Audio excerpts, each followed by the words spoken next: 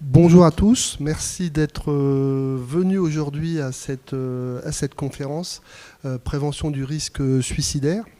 Je vous présenterai un petit peu nos intervenants après.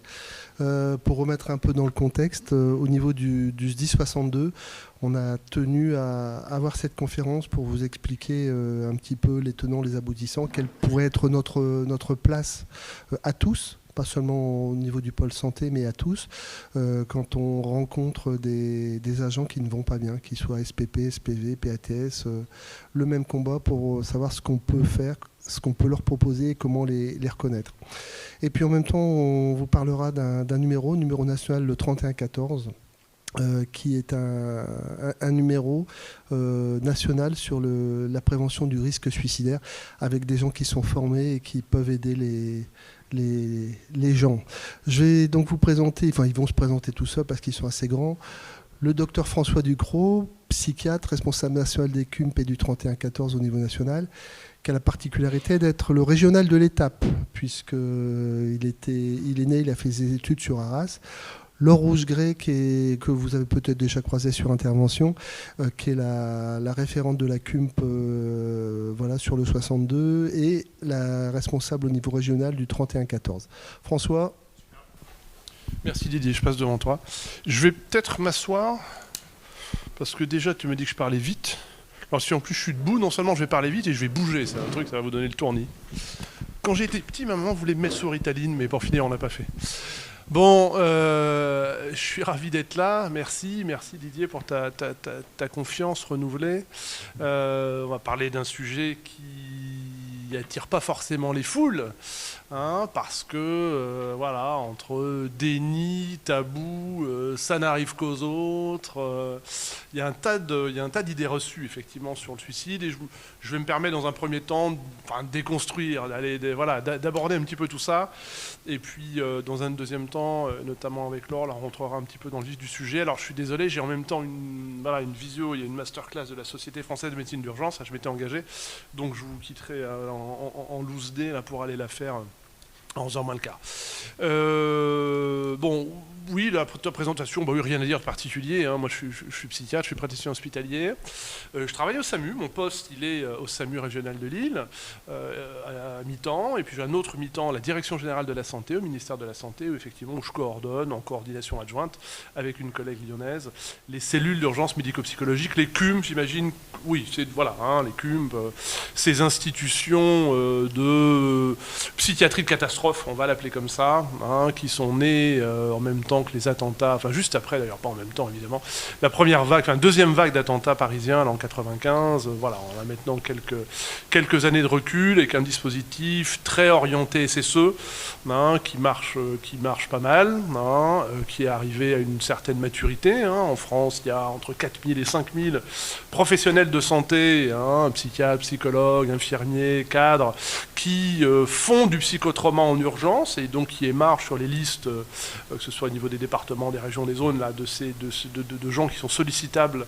pour les cellules d'urgence médico-psychologique, et puis des gens qui, comme Laure, là, hein, sont temps plein, hein, enfin d'ailleurs t'es pas temps plein parce qu'effectivement 30 à 14, enfin, voilà, ont une partie dédiée de leur activité à cette psychotraumatologie d'urgence, alors voilà, catastrophe, accidentologie routière, accident du travail, tout le terreau évidemment, hein, l'attentat qui nous prend quand même pas mal d'énergie là depuis maintenant quelques années, et puis une psychotraumatologie un petit peu plus quotidienne, hein. Je pense que tu parleras de trauma un petit peu tout à l'heure, parce que le trauma est primo-intervenant, il y a des choses à dire, hein, quand je dis primo-intervenant, et ce quelle que soit leur couleur, hein, qu'il s'agisse des blancs, des rouges ou des bleus, hein, de cette institution uniformée comme tu aimes à le dire, hein. Donc une psychotraumatologie un peu plus quotidienne, qui est celle de l'urgence, avec voilà, les agressions, les violences conjugales, les violences sexuelles, hein, et puis l'accidentologie routière, enfin voilà, tout ce qui est un peu, voilà, ce que j'appelle la partie immergée de l'iceberg, hein, les choses qui ne sont pas forcément les plus visibles, hein, mais dont on sait qu'il y a le tribut et les conséquences sont vraiment très lourdes pour nous, population générale, parce que à ce niveau-là d'exposition, hein, je pense qu'on peut vraiment dire nous, hein, un seul chiffre là-dessus, 1 sur 2 d'entre nous a été et ou sera confronté au cours de sa vie, 1 sur 2, c'est vraiment beaucoup, à un événement potentiellement traumatique. Comme on dit traumatogène, c'est-à-dire qu'il va qui est susceptible d'entraîner des conséquences médicales qui sont très lourdes. Vous en connaissez certaines, et notamment ce fameux trouble de stress post-traumatique ou état de stress post-traumatique qui apparaît dans les semaines, les mois qui suivent un événement traumatique. Bon. Et ça, on sait que c'est très lourd. Alors pourquoi j'en parle? Parce que du trauma au suicide, il n'y a qu'un pas. Hein. On sait que les liens sont assez intimes, sont d'ailleurs un peu bidirectionnels. Je pense que le docteur Rougerie reviendra.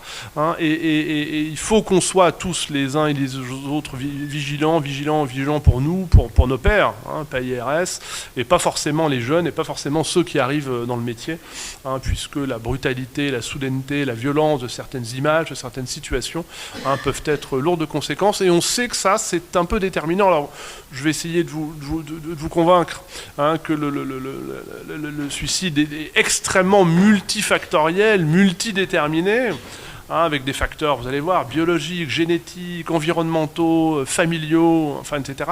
Mais le trauma peut vraiment faire partie de ces facteurs qui vont accélérer, alors ce terme de décompenser, on l'aime pas trop, mais bon, qui vont faire que quelqu'un qui allait pas trop mal, on va dire, même s'il y avait quelques éléments de risque, même s'il y avait également des facteurs de protection, que cet individu-là, face à cette situation-là, à ce moment-là, dans ce contexte-là, ne supporte pas, ne digère pas, n'élabore pas, ne métabolise pas l'événement tant il a été violent.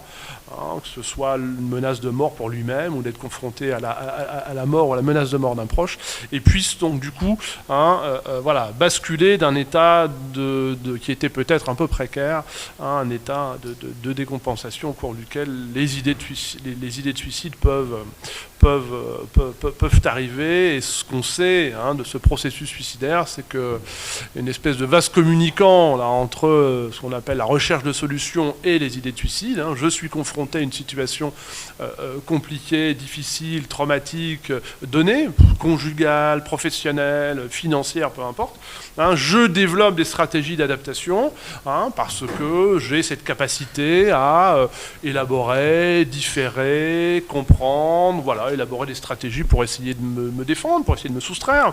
On prend l'exemple tout bête, je ne sais pas, de l'annonce d'une séparation, de l'annonce d'une difficulté professionnelle, de divorce. On cite souvent les difficultés conjugales, qui parfois sont très brutales, très soudaines. Alors, ne sont pas vraiment traumatiques au sens de la mort, mais vont venir complètement désorganiser l'individu.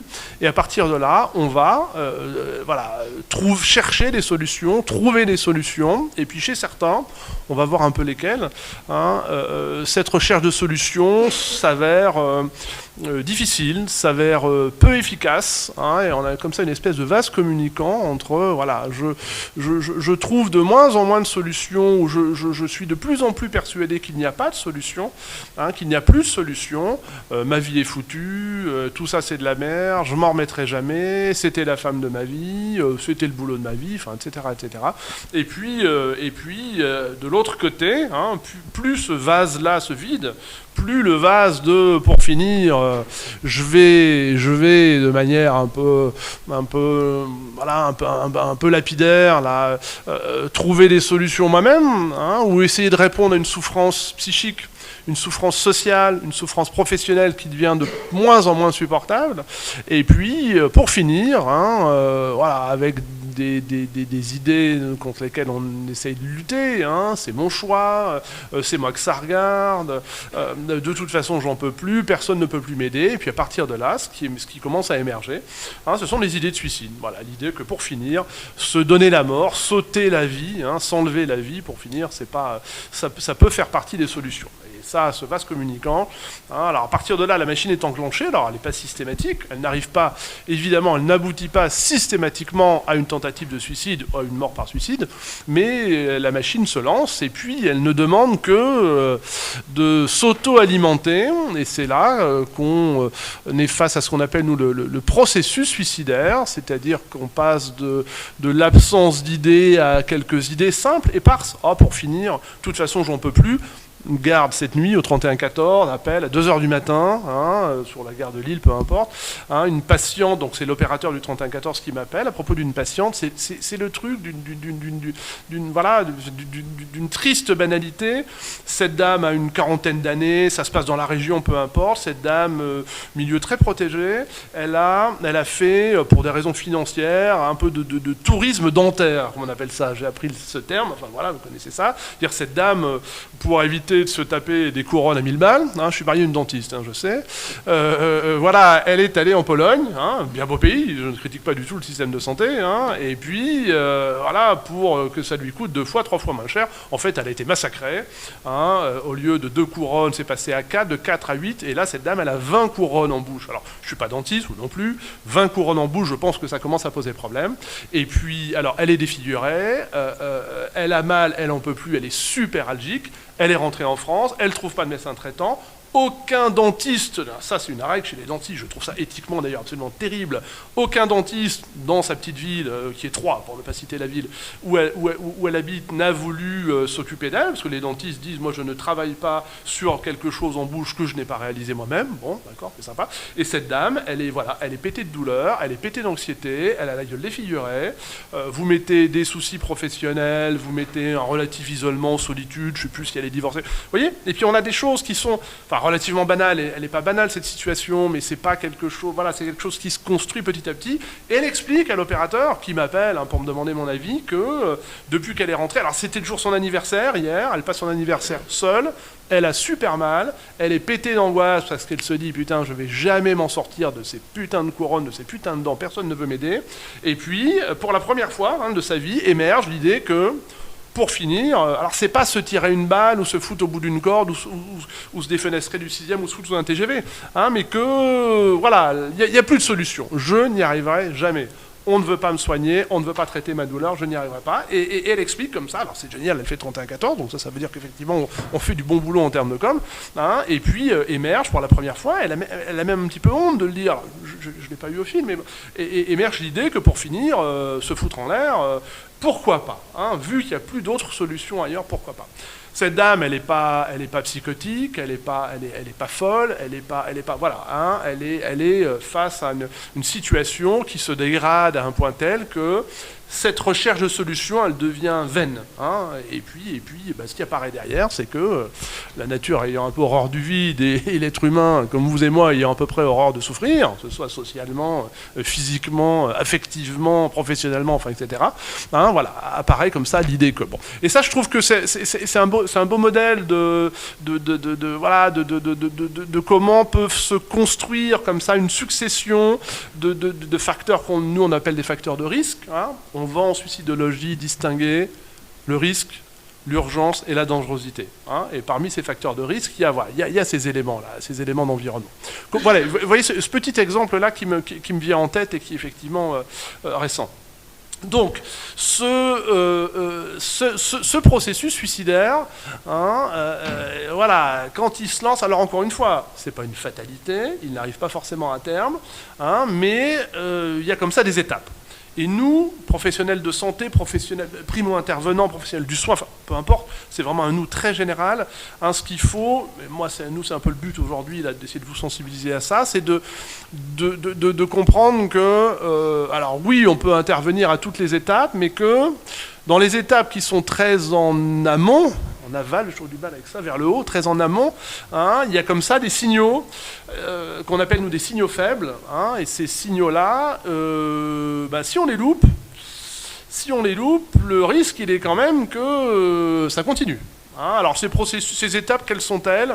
Idée simple, cette dame là hier.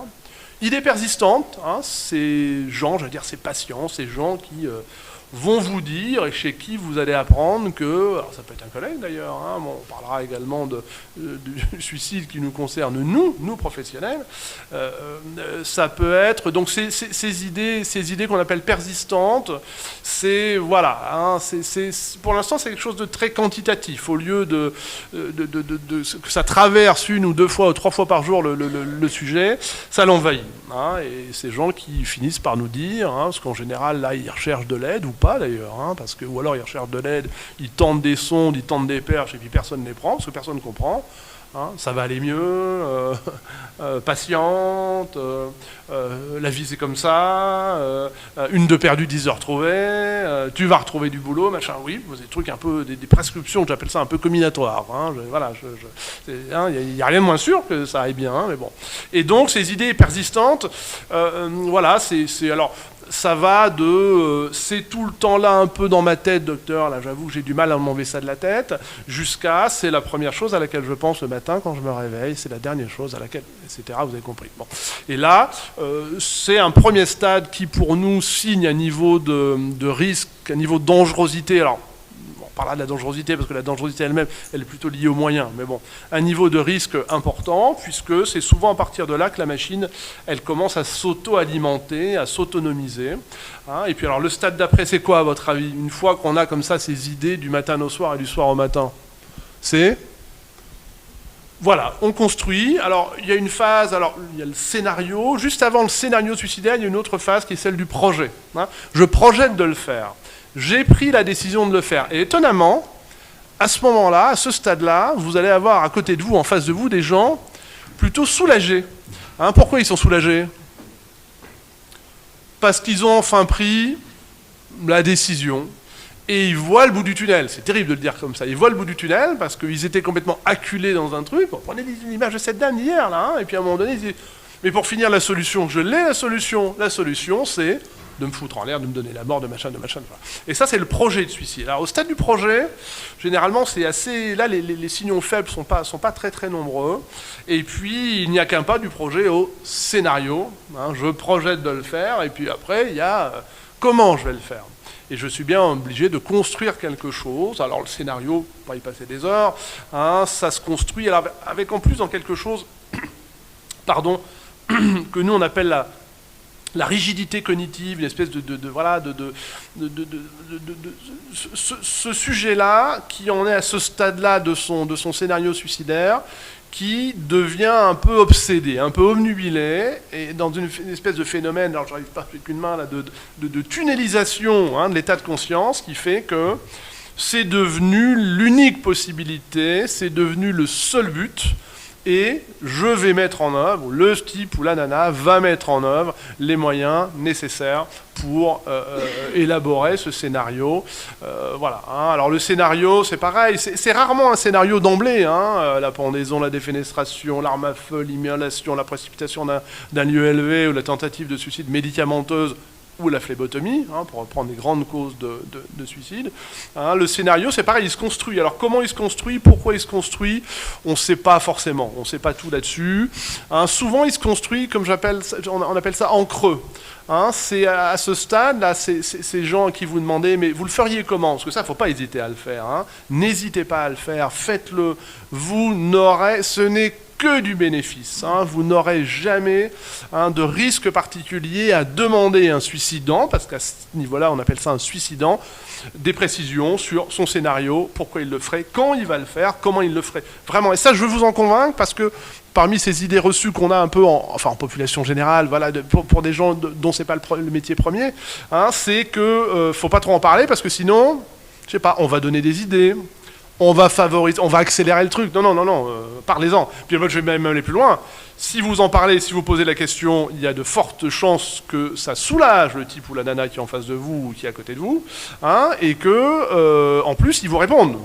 Et puis, je vais encore plus loin. S'il vous répond par l'affirmative, oui, j'ai un scénario, c'est ça, ou ça, eh ben c'est tout bénef. Hein. Là, par contre, il y a peut-être des choses à faire. Enfin, il y a des choses à faire. Et s'il vous répond que non, c'est également rassurant. Vous voyez, ça, c'est la deuxième idée reçue sur laquelle on lutte, contre laquelle on lutte, c'est que le suicidant, il veut toujours vous enfumer. Il veut vous mentir, il veut vous manipuler, il veut pas le dire. Hein. J'entends souvent cette expression, celui qui le dit, non, c'est celui qui le dit, qu'il le fait pas. Enfin, vous voyez, voilà, plus il le dit, moins il le fait.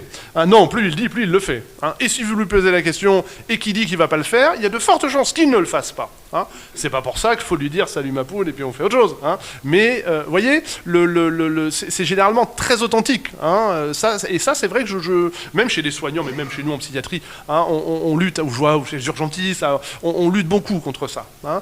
Quand vous posez la question, alors dans le cas d'une alliance, dans le cas de quelque chose d'un peu construit, hein, avec un peu de bienveillance, un peu d'attention, pas de moquerie, pas de causticité, enfin on appelle ça une alliance. Alors nous on dit une alliance thérapeutique, hein, ou une relation de soins, hein, mais c'est la même chose. Et donc voilà, donc le scénario, donc d'abord scénario un peu en creux, je sais ce que je ferai pas. Moi là, arme à feu, je suis chasseur, bon, sous-entendu, ou dit, j'ai pas envie que ma femme ramasse les morceaux d'os et de cervelle sur les meubles, machin, etc., etc. Moi, la pendaison, je sais pas faire un nœud, et puis je sais pas quoi, la corde, machin, etc. Moi, m'immoler, impossible. Ah, les médicaments, quand même, hein, ça marche bien, les médicaments, hein, mais voilà, hein, quand même, voilà. Vous voyez, c'est ça, scénario. Et puis, petit à petit, ce scénario-là, pardon, il se cristallise, il se construit, il s'élabore. Alors, pas en 2 minutes, hein. Et c'est là qu'on a une deuxième super fenêtre de tir. La fenêtre de tir, c'est un peu nul, c'est arme à feu. Fenêtre d'opportunité. Hein, on a une deuxième fenêtre d'opportunité parce que souvent, quand le scénario il est bien élaboré, et ben le type ou la nana, déjà, elle a besoin d'infos pour l'élaborer. Hein. Je faisais ce jeu-là, la semaine dernière chez les soignants, peu importe, dans l'est de la France. Là. Hein, et puis c'était une dame au premier rang, une infirmière, là, elle me dit, je lui parle de scénario, de la complexité de tout ça quand même. Hein. Puis elle me prenait l'exemple de la pendaison. Forcément, j'apprendrai après qu'elle avait perdu quelqu'un par pendaison, mais ça, à tous les coups on gagne. Et puis, elle me dit, la pendaison, c'est super simple. Moi, si je le faisais, mais rassurez-vous, je ne vais pas le dire, je me pendrais. Et puis je lui dis, allez-y, on va essayer de voir ensemble un peu se pendre, comment on se pend, avec quoi on se pend, à quoi on se pend, comment on fait le nœud, où on tape la corde, où, etc., etc., etc., etc., quel tabouret on prend. Vous voyez, et ça, pour le chercher pour élaborer ce scénario-là, voilà, il y a besoin d'un peu d'énergie, il y a besoin d'un peu de temps, il y a besoin de construire un peu des choses. Okay, et donc, pourquoi je disais ça, c'est que pendant ce temps-là, qui dure quoi? Des jours, des semaines, pas des heures, hein, quelques jours à quelques semaines, ben, le patient, il n'est pas de suicidant, à un moment donné, il en parle quand même, ou il va voir sur le net, ou il en parle autour de lui, ou il demande à d'autres gens, ou vous voyez, et puis voilà. Et donc on a alors je cite l'exemple de la pendaison, je pourrais prendre celui de n'importe quoi d'autre, hein, notamment des intoxications médicamenteuses volontaires, hein, dont on sait que pour le coup, même vous même moi qui suis professionnel de santé, en plus qui suis fan de pharmaco, enfin qui connaît bien les psychotropes, hein, pas simple non plus, hein, quel médicament, combien, quelle posologie, c'est plus des posologies à ce niveau-là, à quelle dose, qu'est-ce qu'on associe, est-ce que je vais souffrir, est-ce que je vais dégueuler, est-ce que je vais tomber dans le coma, est-ce que ça va être, est-ce que c'est sûr, est-ce que c'est bon. Vous voyez, hein, c'est ce moment du scénario suicidaire, j'en cite que 2 là, de manière tout à fait ponctuel. Hein, on peut, juste pour illustrer le fait qu'à ce moment-là, il y a souvent des signaux, hein, qui sont des signaux qu'il convient de pas laisser passer, parce que une fois que le scénario il est bien établi, hein, une fois qu'il est bien ancré, une fois que le type ou la nana elle est sûre de comment elle va le faire, où elle va le faire, quand elle va le faire, elle sait déjà depuis longtemps pourquoi elle va le faire, parce qu'elle n'en peut plus, d'accord, hein, une fois qu'elle est sûre de tout ça, l'étape d'après c'est quoi, c'est de le faire. Hein. Le faire, c'est également mettre en œuvre les moyens pour le faire. Alors, je citais l'exemple de la pendaison. On va prendre un autre exemple qui est celui de l'arme à feu. Hein. L'arme à feu, étonnamment, il y a beaucoup de gens, alors plus des hommes que des femmes, hein, et pas forcément ni des chasseurs, ni des policiers, ni des gendarmes, ni des tireurs sportifs, donc des gens qui, a priori, en France, on a quand même assez peu d'armes à feu, hein, donc de gens qui... ont ce scénario en tête. Moi, alors pourquoi? Parce qu'ils l'ont vu au cinéma, parce que je sais pas quoi, parce qu'un tas de choses, c'est encore une fois très multifactoriel, parce que culturel, parce que bon. Moi, si je me suicidais, ça serait avec une arme à feu. Une arme courte, une arme longue, je sais pas, dans la bouche, dans le cœur, dans la tête, je sais pas, dans la tempe, enfin bon. Et puis, mais par contre, faut chercher le moyen. Hein, sauf que il y a des gens qui se persuadent, c'est aussi parce qu'il y a cette rigidité cognitive, qu'en fait d'avoir accès à une arme à feu, c'est simple. En fait, avoir accès à une arme à feu quand on n'est pas détenteur d'une arme à feu, c'est très très compliqué.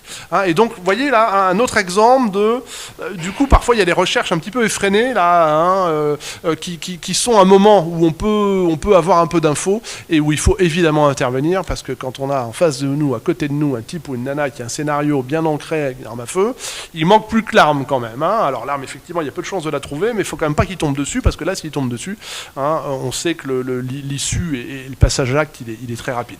Ok, idée simple, idée persistante, projet, scénario, mise en œuvre des moyens pour accéder au scénario, et puis après, malheureusement, hein, c'est le passage à l'acte. Voilà, le passage à l'acte, la tentative, alors passage à l'acte qui n'est pas systématiquement mortel, hein, le ratio il est à peu près de, hein, si on est à 11 000, on va retenir 10 000 morts par an en France par suicide, hein, il y a quasiment 200 000 tentatives de suicide, vous voyez, donc 1000 morts, 200 000 tentatives, c'est un ratio de 1 pour 200, toujours été mauvais en maths, voilà, un ratio de 1 pour 200. On verra qu'à certaines tranches d'âge, le ratio il est beaucoup moins important. À votre avis, à quel âge, tiens, je vous pose une vraie question, à quelle tranche d'âge de la vie, le ratio il est quasiment de 1 pour 1, quasiment. Vous vous rendez compte, ça passe de 1 pour 200 à moyenne à 1 pour 1. Troisième, quatrième âge, hein, suicide du sujet âgé, pour un tas de raisons. Alors tout le monde me dit oui, mais c'est parce que les vieux déjà, ils sont fragiles, ils sont malades, ils sont polypathologiques, ils sont polymorbides, ils sont machin. Ouais, pas que, hein. C'est surtout que souvent ils sont très déterminés, hein, parce que souvent la souffrance psychique elle est très sévère, hein, et puis que le choix du moyen il est également en conséquence, et notamment pour des intoxications médicamenteuses, je pense notamment à l'insuline, enfin etc. Voilà. Mais en gros à peu près 1 sur 200 en épidémiologie comme on appelle ça. Ok, vous voyez, enfin, je trouve c'est important de voir ce scénario-là. Alors, et c'est ça, nous, qu'on appelle la crise suicidaire, alors qui dure combien de temps? Allez, du début, alors, le début, on va pas le mettre à 0, on va le mettre à partir du moment où il y a des idées de suicide. Hein, du début à la fin, ça dure quoi? C'est en semaines, hein, c'est voilà, 4 semaines, 6 semaines, 8 semaines. Donc, alors, à la fois, c'est court, mais à la fois, 6 semaines, c'est pas non plus 4 jours. Enfin, vous voyez ce que je veux dire? Voilà. Et ça, c'est la troisième idée reçue, c'est que d'une part, on ne se suicide pas en bonne santé, hein, physique, sociale, professionnelle, ça c'est pas vrai. Hein, on est généralement passé, je reviendrai sur le caractère multifactoriel de tout ça, je regarde juste l'heure. Donc l'autre idée reçue, hein, c'est qu'on ne passe pas d'un état de bonne santé à suicider en 2 heures de temps, ou même en 2 jours de temps, ou même quasiment en 2 semaines de temps. Hein. Il faut beaucoup plus de temps que ça, hein, pour, encore une fois, que ce processus suicidaire s'élabore, se construit, se mûrisse, et on arrive au passage à l'acte. Hein. J'entends souvent le raptus, hein, il a fait un raptus, parce que ça veut dire un raptus anxieux. Enfin, en gros, il allait bien, comme moi, là, je vais pas trop mal, là, hein, peut-être que dans 2 heures, ça ira moins bien, hein, mais là, je vais pas trop mal, et je vais monter, je dis n'importe quoi, je vais monter, là, puis me foutre du 3e, où je vais aller Bon, non, ça non. Hein, il y a des éléments de risque, il faut quand même une conjonction d'éléments, et encore une fois, tout ça, ça met du temps pour se mettre en œuvre, pour s'élaborer, hein, et pour qu'il y ait un passage à l'acte. Le processus suicidaire. Alors les causes, après, grande question. Pourquoi on se suicide? Parce qu'on souffre. Alors, souffrance. Nous, on a un modèle qu'on aime bien, hein, qui est un modèle que certains trouvent un peu complexe, toujours très chic, hein, dans les dîners mondains. Mais, hein, c'est le modèle qu'on appelle, mais pas peur, le terme peut paraître un peu élaboré, mais le modèle biopsychosocial. Le modèle biopsychosocial, il postule quoi? Il est assez clair, hein, dans ce qu'il dit. Il postule, alors c'est un modèle qu'on utilise pour la maladie mentale. Pour la dépression, pour le trouble de stress post-traumatique, également pour ces pathologies mentales très lourdes, la schizophrénie, le trouble bipolaire, hein, qui atteignent quand même 1% de la population, hein, L2. Hein, donc voilà, ça pour le coup, on est vraiment dans la psychiatrie. Moi, je me décale dans quelque chose qui est beaucoup plus de l'ordre de la psychologie médicale, enfin bon. Hein, et ce modèle biopsychosocial, moi j'aime bien l'appliquer également au comportement suicidaire, avec l'idée que c'est bien la conjonction, la juxtaposition, la superposition d'un ensemble d'éléments qui fait que ce type-là ou cette nana-là, à ce moment-là, dans ce contexte-là, face à cette situation-là, va commencer comme ça son processus suicidaire. Et ces facteurs de risque ou de vulnérabilité, hein, ou ces facteurs prédisposants, bon, hein, ils sont dans 3 registres, un registre biologique, un registre psychologique, un registre social. Sur le registre social, c'est les événements de vie. Voilà, c'est tout ce qu'il y a autour du sujet à ce moment-là où tout ce qui a été autour du sujet, depuis qu'il est né, alors je ne vais pas vous refaire, mais une trajectoire vitale, vous savez qu'il y a des facteurs familiaux, éducatifs, culturels, sociétaux, des rencontres, des risques, des oppositions, des abandons, des souffrances, des événements de vie, des événements de vie positifs aussi. Dans un truc très judéo-chrétien, on est toujours dans l'événement de vie négatif. Oui, il y a des violences sexuelles, psychologiques. Bon, mais il y a aussi un tas de choses. Il y a aussi un tas de choses superbes. L'affection, la sécurité, l'amour, un tas de choses. Enfin, vous voyez, bon. Et effectivement, on se construit autour de ça. On se construit avec tout ça, sachant quand même que, comme disait Parky à l'époque, vaut mieux être beau, jeune, riche, en bonne santé que pauvre, malheureux et malade, ça c'est clair. Mais néanmoins, il y a des facteurs d'adaptation.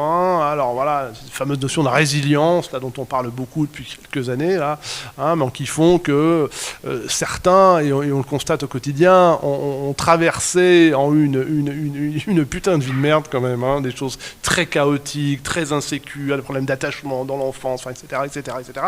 Et puis en fait, ce sont des adultes qui vont pas mal du tout. Et puis, sont des adultes qui vont pas forcément présenter, alors déjà pas forcément présenter de pathologie psychique, et puis pas forcément présenter d'un risque suicidaire significatif, et encore moins de tentatives de suicide. Je bégaye, pardon. Donc voilà, pour ces facteurs qu'on appelle sociaux, c'est là où je remets une petite couche sur les événements traumatiques. Le viol, le braquage, la violence conjugale, attentat plus rare quand même, la grosse inter quand même, sujet jeune là, qui vient d'arriver dans le métier, alors 15, 17, 18, 112, voilà, ça si vous voulez, enfin voilà, mais primo intervenant,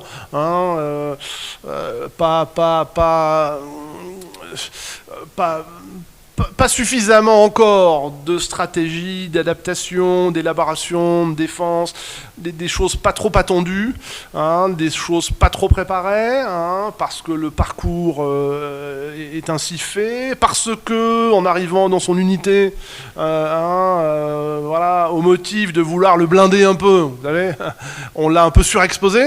On a eu quelques-uns la consultation dans ces grands corps-là, peu importe que ce soit police, gendarmerie, pompiers, sécurité civile, machin, ou santé, qui, voilà, ils racontent que pour finir, voilà, le premier pendu, le premier décapité, le premier grand brûlé, la première mort subite du nourrisson, tout bête, enfin c'est tout bête, c'est toujours terrible, mais bon voilà, c'est des choses qui sont très quotidiennes. Voilà, il y a eu comme ça une confrontation avec un truc, voilà, très, très soudain, très inattendu, très violent, très brutal, et ça peut servir un peu de facteurs, pas forcément de facteurs déclenchants pour un passage à l'acte suicidaire, mais de facteurs vulnérabilisants ou fragilisants. Donc ça vraiment, alors vous le faites, ça du travail que je parle, ou ici avec vos psychos, là, je pense que vous êtes très attentifs à ça. Moi, j'en remets toujours un petit peu une couche là-dessus. Voilà, il faut faire gaffe, et je pense que c'est à nous, à partir du moment où on a un certain âge, une certaine autorité dans le grade, à être vigilant à ça. Nous, au SAMU, c'est assez simple, il n'y a pas d'externe. Il n'y a jamais eu d'externe au SAMU, on ne peut pas foutre des gamins de 22 ans, c'est des enfants maintenant. Alors, c'est peut-être nous qui sommes vieux, mais on a l'impression qu'ils sont, voilà, qui sortent du bac. Ils ne sont pas très très loin d'ailleurs, les externes, ils ont quoi, 21, 22 ans. Ils arrivent tout frais et mou. C'est des matheux, c'est des intellos, voilà, ils ont bien travaillé à l'école. Généralement des milieux très protégés, socialement, culturellement, enfin voilà, jamais trop été exposés à l'adversité.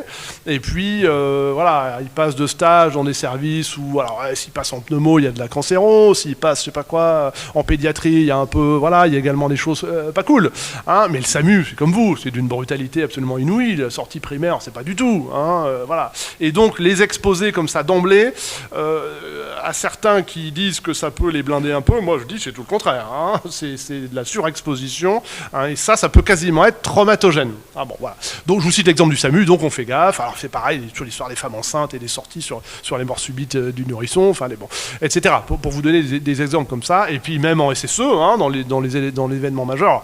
Si tant est qu'on ait le choix, effectivement au Bataclan là c'était un peu compliqué, mais pour des choses un petit peu plus quotidiennes, on va essayer quand même de donner de la priorité à ceux qui ont un peu d'expérience, un peu de bouteille, un peu de recul, qui ont déjà, voilà, qui ont pu en gros se sensibiliser ou se désensibiliser progressivement. Vous voyez, des stresseurs d'intensité progressivement croissante, comme on dit en psychologie, hein, ça favorise plutôt les stratégies de tolérance et d'adaptation. Des stresseurs très sévères d'emblée, hein, c'est l'histoire du Vietnam, hein, je ne vais pas faire un cours d'histoire, hein, mais le Vietnam, hein, vous savez que 2 fois plus de morts dans les 10 ans, par suicide dans les 10 ans qui ont suivi le conflit, la guerre du Vietnam, d'accord, 2 fois plus de morts qu'il n'y a eu de morts au combat. Hein, je ne sais pas si vous mesurez. 2 fois plus. Bon, et parce que c'est un super modèle de traumatisation, on prend des sujets jeunes, pas forcément des milieux les plus favorisés intellectuellement ou socialement, on leur fait 4 semaines de classe, là je sais pas où, là, dans les trucs de GI, de Marines, là, voilà comme on voit dans les films, et puis on les envoie, ils savent pas où, Vietnam, sur une carte, ils savent pas trop où c'est, ils savent pas ce qu'ils vont y faire, on leur dit que c'est une espèce de truc de pacification, ils tombent dans un conflit d'une violence absolument, voilà. Hein. Et puis donc avant on les prépare pas, pendant on leur met plein la gueule, exposition, napalm, les tortures, les trucs arbitraires, enfin la guerre quoi, et après, qu'est-ce qu'on fait après? Quand ils rentrent au pays, on leur crache à la gueule. Hein, baby killers, vous voyez ces grosses pancartes là, non, mais on crache quasiment au sens propre du terme. Alors ça, c'est le modèle de traumatisation, il n'y a pas mieux. Alors ça, pour faire des névroses traumatiques ou des névroses de guerre en l'occurrence, il n'y a pas mieux. D'où la mortalité suicidaire qui est complètement au taquet. Quoi. Vous voyez cet exemple, et me dire, rien à voir avec tout. Ben, si, c'est un peu métaphorique. Hein. Vous prenez un jeune professionnel ou un jeune volontaire, machin, vous le préparez pas suffisamment, psychologiquement parlant, vous le surexposez 1 fois, 2 fois, enfin parfois 1 fois suffit. Et puis donc pendant, aucune attention particulière, et après, rien non plus, hein, pas de débrief, pas de, même si le débrief, je dis souvent, mais débrief c'est aussi dans le camion au retour. Hein, qu'est-ce qu'on fait nous? Enfin vous, voilà, c'est que hein, on part à 100 à l'heure, on revient à 20 à l'heure. Je me suis toujours posé la question du pourquoi, le Giro de ton. C'est pas parce qu'on n'a pas le droit, c'est parce qu'on a besoin de cette espèce de sas là, pour des gros trucs, j'entends. Hein, on a besoin de rentrer un peu lentement et puis de pouvoir à un moment donné dire à l'autre là. Putain, c'était raide quand même ce truc-là. Voilà. Et c'est ça. Hein. Je parle pas forcément du débriefing structuré, psychologique, sur certaines interventions. Hein, cette espèce de sas de décompression. Voilà. Et ça, c'est pareil. Si vous le faites pas, c'est un facteur supplémentaire. Et puis, il y a l'après. Hein, l'après, voilà, au motif que le type, je sais pas quoi, il était un peu secoué, qu'il a le regard un peu dans le vide, qu'il tremble un peu, qu'il pleure. Ah, si en plus il pleure, là, ça c'est un truc absolument terrible, parce que les hommes, ça pleure pas, souvent c'est des hommes. Et vous voyez, je caricature un petit peu, mais à dessein, hein, pour vous faire comprendre un peu le cheminement de tout ça. Voilà. Hein, et d'ailleurs, en fait, cette question-là n'est autre que la question du trauma. Vous voyez, dans ce modèle biopsychosocial, ces facteurs d'environnement, les facteurs psychologiques, c'est les facteurs les plus compliqués à expliquer. C'est tout ce qui est lié à notre personnalité, à notre tempérament, à notre mode de fonctionnement, à nos capacités à tolérer l'adversité, à nos capacités, voilà, à se défendre, à chercher de l'aide, hein, ce qu'on appelle les stratégies d'adaptation. En psychologie, on a des stratégies de coping, hein, les façons de faire face, hein, centrées sur l'agir, centrées sur la réflexion. Voilà. Ça, on sait que ça fait partie également des facteurs.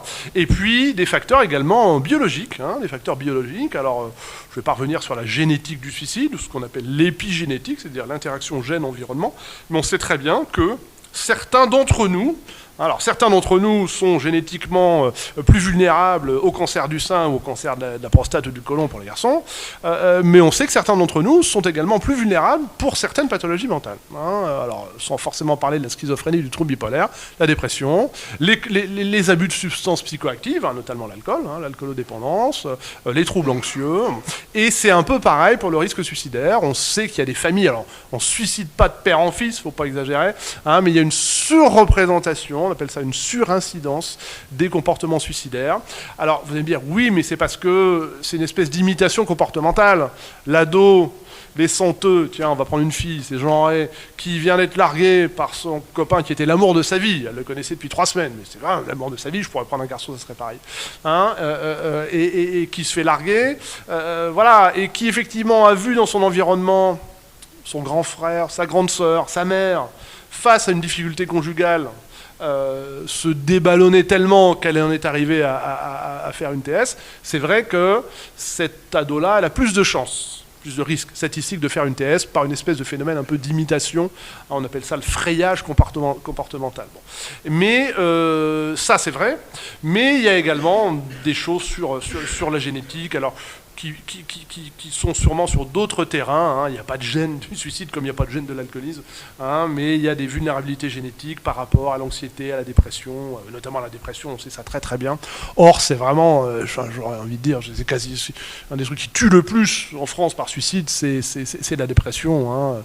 Le fait de présenter ce qu'on appelle nous un épisode dépressif majeur multiplie par 60 le risque de faire une tentative de suicide et multiplie par 30 le risque de mourir par suicide.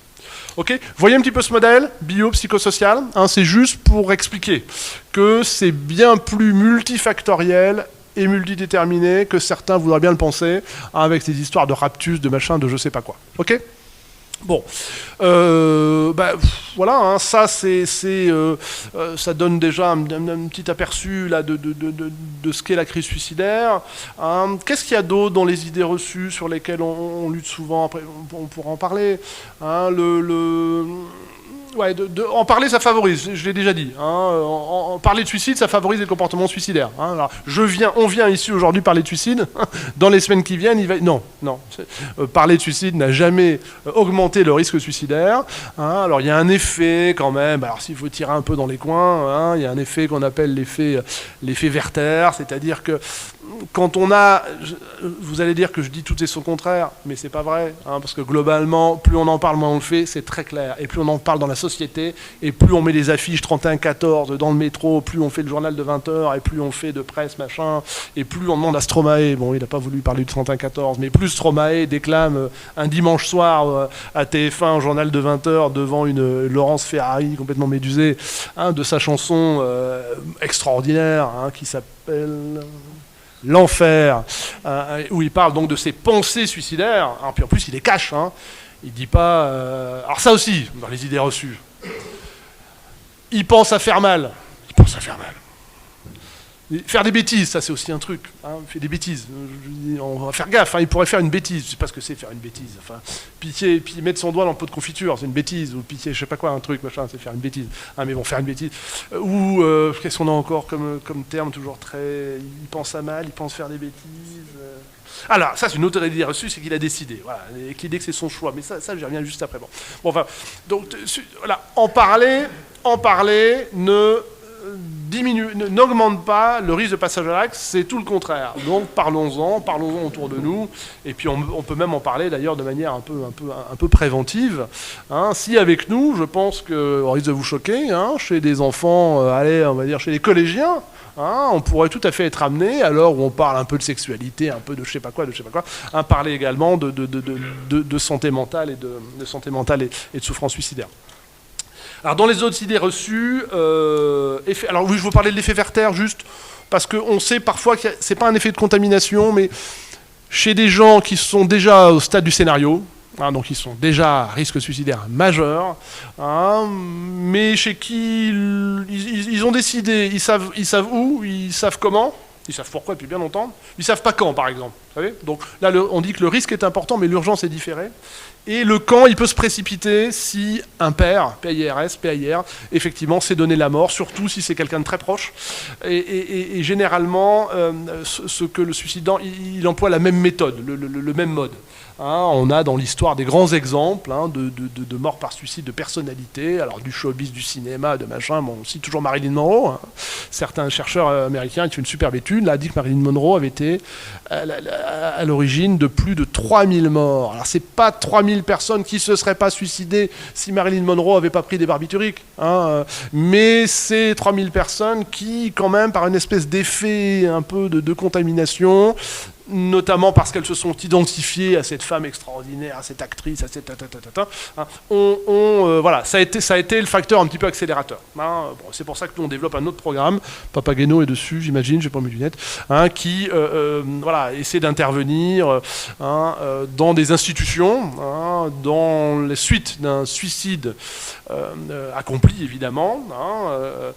Il y a l'exemple en ce moment, je peux peut-être pas en parler, c'est confidentiel, là, il se passe...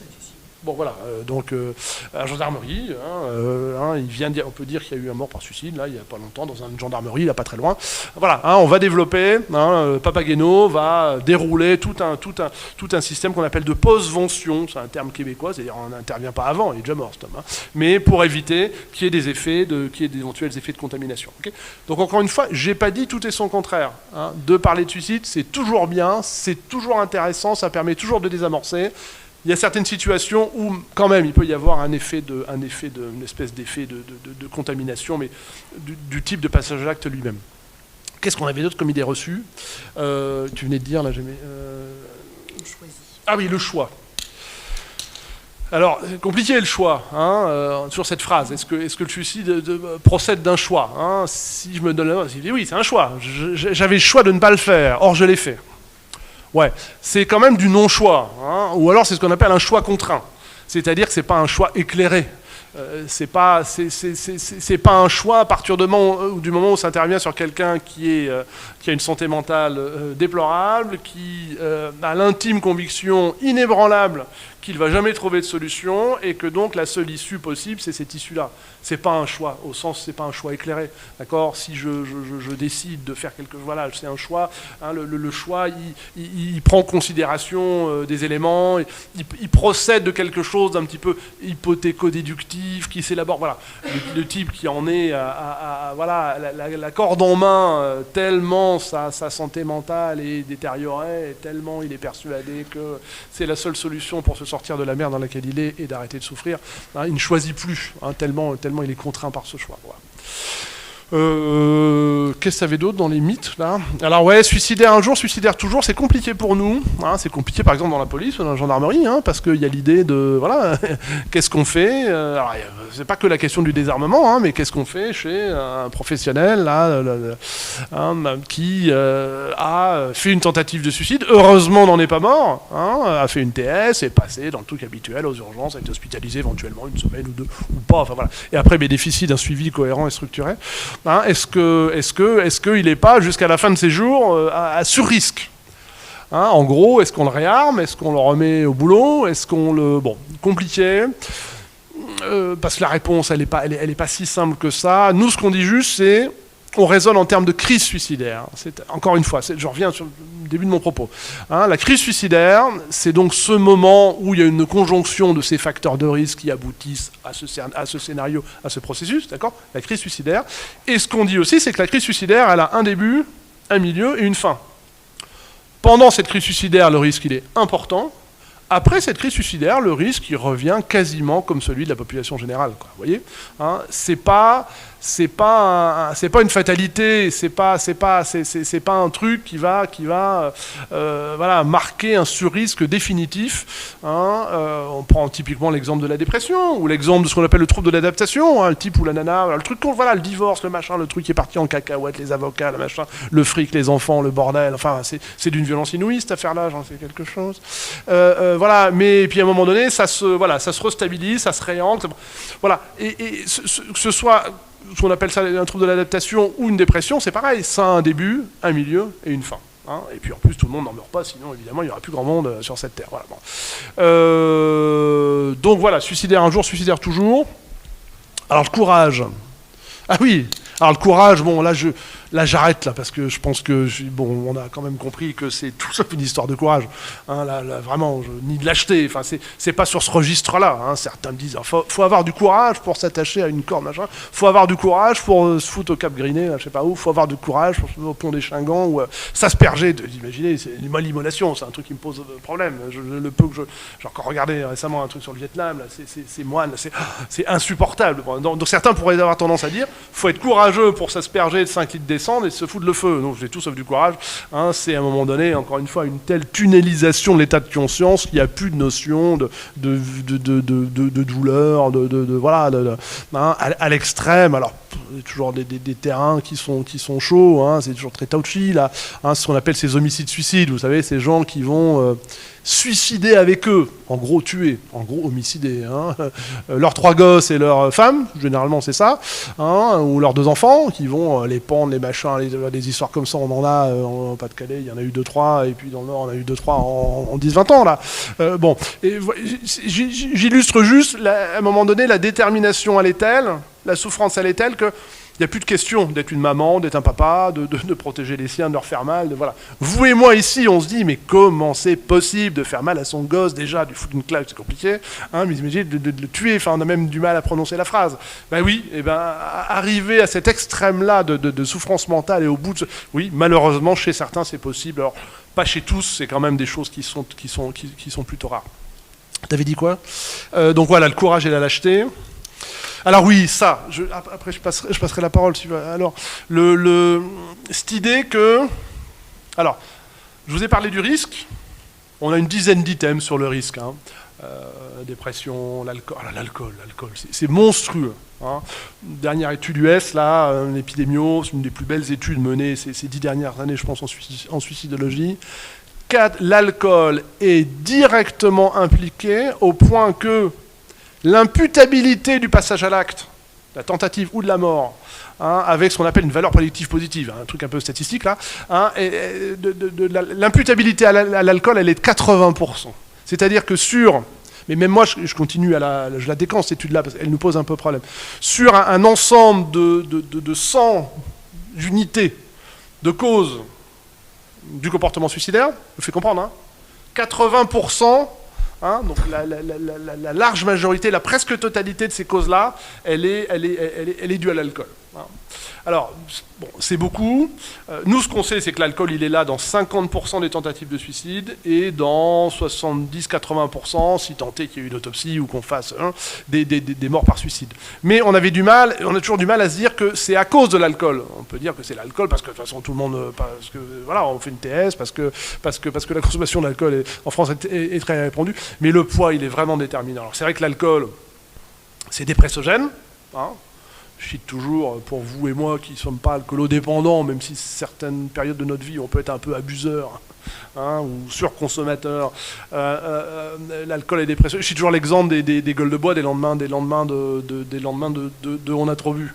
Hein, on n'est pas bien, on a mal aux cheveux, on a mal au foie, on a mal au ventre, on a envie de dégueuler, mais qu'est-ce qu'on a dans la tête? Bon, moi c'est clair, hein, on arrive de moins en moins. On n'a pas le mood, on n'a pas la patate. Hein. On n'est pas en superbe forme affective, mentale. Voilà, je ne dis pas qu'on est déprimé, hein, mais ça illustre bien ce qu'on appelle le caractère dépressogène de l'alcool. Hein. C'est une espèce d'effet de descente. Là, pendant, on est un peu gai, on est un peu enjoué, on est un peu désinhibé. Mais le lendemain, d'ailleurs, on le regrette un peu. Et c'est pas que physique. Hein, c'est également psychologique, et ça, je le dis à des jeunes, là, souvent, là, parce qu'on a, notamment dans les facs, là, on intervient sur le binge drinking, vous savez, ces consommations, ces bitures express, là. Hein, et puis je leur mets toujours l'accent là-dessus. Non seulement les bitures express, vous détruisez un peu les neurones de la tête, hein, parce que l'alcool, c'est neurotoxique, hein, comme le cannabis, c'est très clair, mais en plus, voilà, vous grignotez un peu le moral, vous grignotez un peu bon.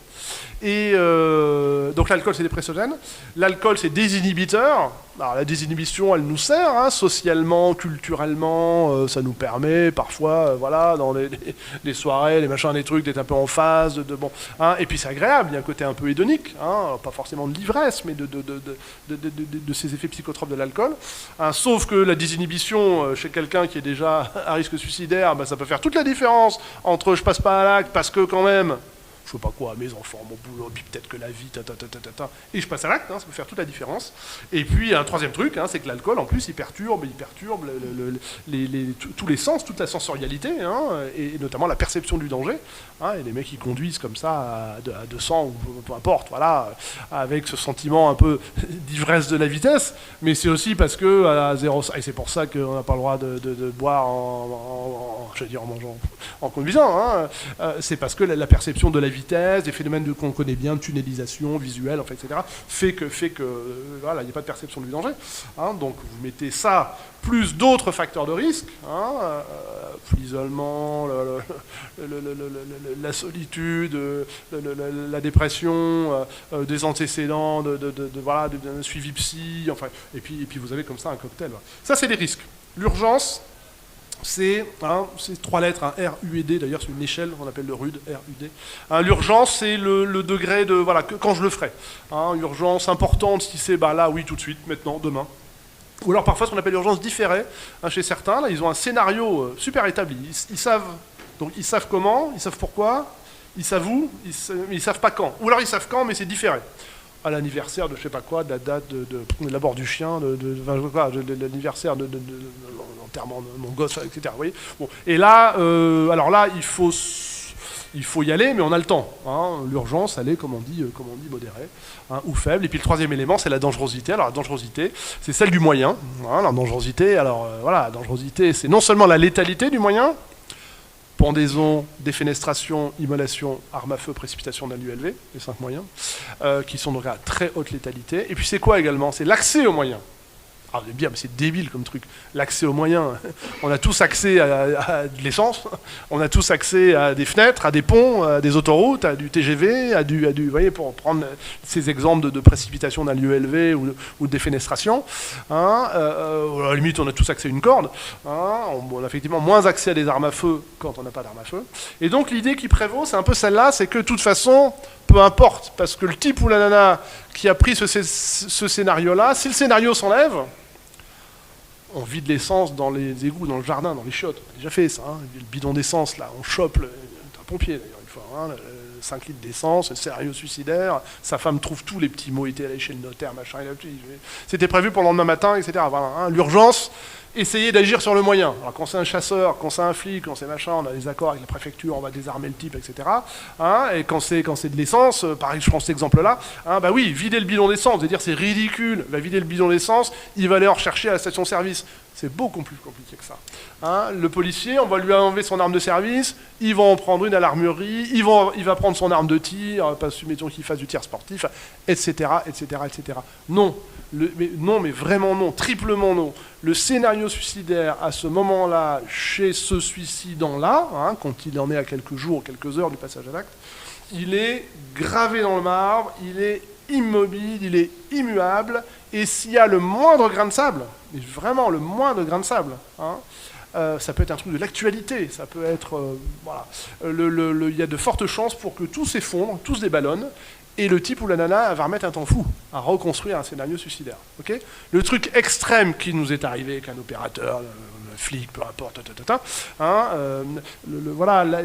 il a prévu de se suicider ce matin-là, à cet endroit-là, il sait pourquoi, sa femme s'est barrée, machin, un tas de trucs. Il sait où, il sait comment, c'est le vestiaire de la salle de sport du central, là, il sait à telle heure, il sait qu'il va le faire avec son arme. Il arrive le matin, et son arme de service, en fait, l'armurier, il s'est gouré. Maurice, il s'est gouré d'armes, il a donné le flingue de Maurice à Robert, et vice-versa. Enfin, oui, et il lui dit, l'armurier, tiens, c'est ton arme, et écoute ma poule, c'est pas le tien, c'est celui, mais c'est le même. C'est l'arme de, je sais plus, le Glock, machin, le truc, l'arme de Zig Zauer P220, non, c'est la même arme, c'est la même crosse, c'est le même poids, c'est la même couleur. Simplement, c'est pas le même numéro de série. Vous voyez venir. Et le type, il prend l'arme, et déjà, il raconte. Il va pas mourir, sinon on ne l'aurait pas raconté. Il raconte qu'il est un peu décontenancé, ça se fissure un peu, vous voyez ? Ça se fissure, ça se met à fuir un peu l'idée là que c'est la seule solution. Et quand même, il continue un petit peu son truc, il va se mettre en tenue, il va s'enfermer dans le vestiaire, il chambre une balle. Je vais pas faire le geste, j'aime pas, c'est pas beau. Il pose on appelle ça l'âme, vraiment le canon de l'arme sur le cœur, je sais plus où, ou dans la bouche, etc. Il bouffe son flingue, comme ils disent les flics. Et puis là, quand même, c'est pas son arme, c'est la même. Et tout se déballonne, tout le truc dont on est sûr, c'est que si ça avait été son arme, à lui, je pense qu'effectivement, il serait mort. Exemple qui peut vous paraître un peu extrême, on en a 200, des exemples comme ça, juste pour illustrer ça. La rigidité du scénario suicidaire et le fait que si on attaque le moyen d'une quelconque manière, et c'est ce qu'on fait en régulation, et c'est ce qu'on fait dans l'urgence, et c'est ce qu'on fait au 31-14, si on arrive à accéder aux moyens, quitte à ce que ce soit un petit peu manu militari des fois, jeter tous les médicaments dans les chiottes, mettre les médicaments au micro-ondes. Moi, mon truc, les médicaments, quand c'est des enfants, des machins, des trucs, papa, des trucs, écoute, tu fous toutes les boîtes, là, tu mets une minute au micro-ondes, ça va pas, le micro-ondes, il va pas bien aimer, mais au moins tous les principes actifs sont, etc. Jeter la corde, couper la corde, c'est con, il va prendre une autre corde. Non, le type, il a prévu. Dans son scénario, c'est cette corde-là, qui est à cet endroit-là, c'est cette poutre-là, c'est cette... voilà, etc., etc., etc. On a, nous, une très vieille histoire d'un collègue, voilà, tout libre quand même, hein, il sait comment, hein, ce qu'il faut faire, il sait comment il faut le faire. Son scénario, c'est effectivement se poser une perf de, peu importe, hein, et puis voilà, et puis cette nuit-là, il a fallu qu'il planque tout son petit matériel, sa tubulure, son salé, son machin, ses ampoules de, hein, et puis cette nuit-là, il planque dans sa bagnole, hein, les hommes, ça planque toujours des trucs dans leur bagnole, je ne sais pas pourquoi, c'est un truc à savoir, hein, sachez-le, mesdames, hein, si vous voulez trouver des cartes SIM, des machins, des trucs, c'est dans la bagnole de votre mari. Je déconne, à peine. Et cette nuit-là, il gèle à pierre fendre. Il fait -10, la bagnole est dehors. Quand il reprend son petit matos le matin, là, c'est gelé. Hein, le produit, le salé, ça va, machin. Et donc il raconte, c'est absolument incroyable. Il se pose sa perf, sa tubuleur, son machin, son champ et tout. Et puis là, il n'arrive pas à prendre le produit parce que le produit, il a floculé. Vous savez, il est devenu, voilà. Voilà. Vous allez me dire, il va retourner dans le service dans lequel il travaille et puis prendre, voilà, et puis piquer deux. Non, c'est pareil, tout s'effondre. Enfin, voilà. Des exemples comme ça, j'en ai un tas, je les illustre, hein, pour vous dire que simplement que, voilà, agir sur le moyen, c'est vraiment quelque chose d'important. Hein, et à la limite, c'est peut-être une des premières questions à se poser. Hein, c'est est-ce qu'on peut avoir accès aux moyens? Et si oui, qu'est-ce qu'on peut faire pour lutter contre la disponibilité de ce moyen-là? Donc moi, je suis le docteur Laure Rouge-Gray. Je suis médecin psychiatre du centre 3114 de Lille. Donc je vais vous parler dans un second temps du numéro national prévention suicide, à quoi on sert, quelles sont nos missions et comment vous serez susceptible de nous solliciter si vous en avez le besoin. Donc je voulais juste rajouter quelques éléments concernant les idées reçues dont a parlé François Ducrot. C'est que l'une des idées reçues les plus majeures sur le suicide, c'est le fait qu'on ne peut rien faire.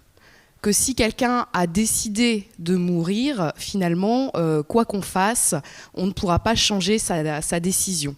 Et le message le plus important, je pense, de notre intervention, c'est vraiment l'idée que la crise suicidaire, c'est un processus qui est transitoire, qui est réversible et sur lesquels on a des leviers d'intervention.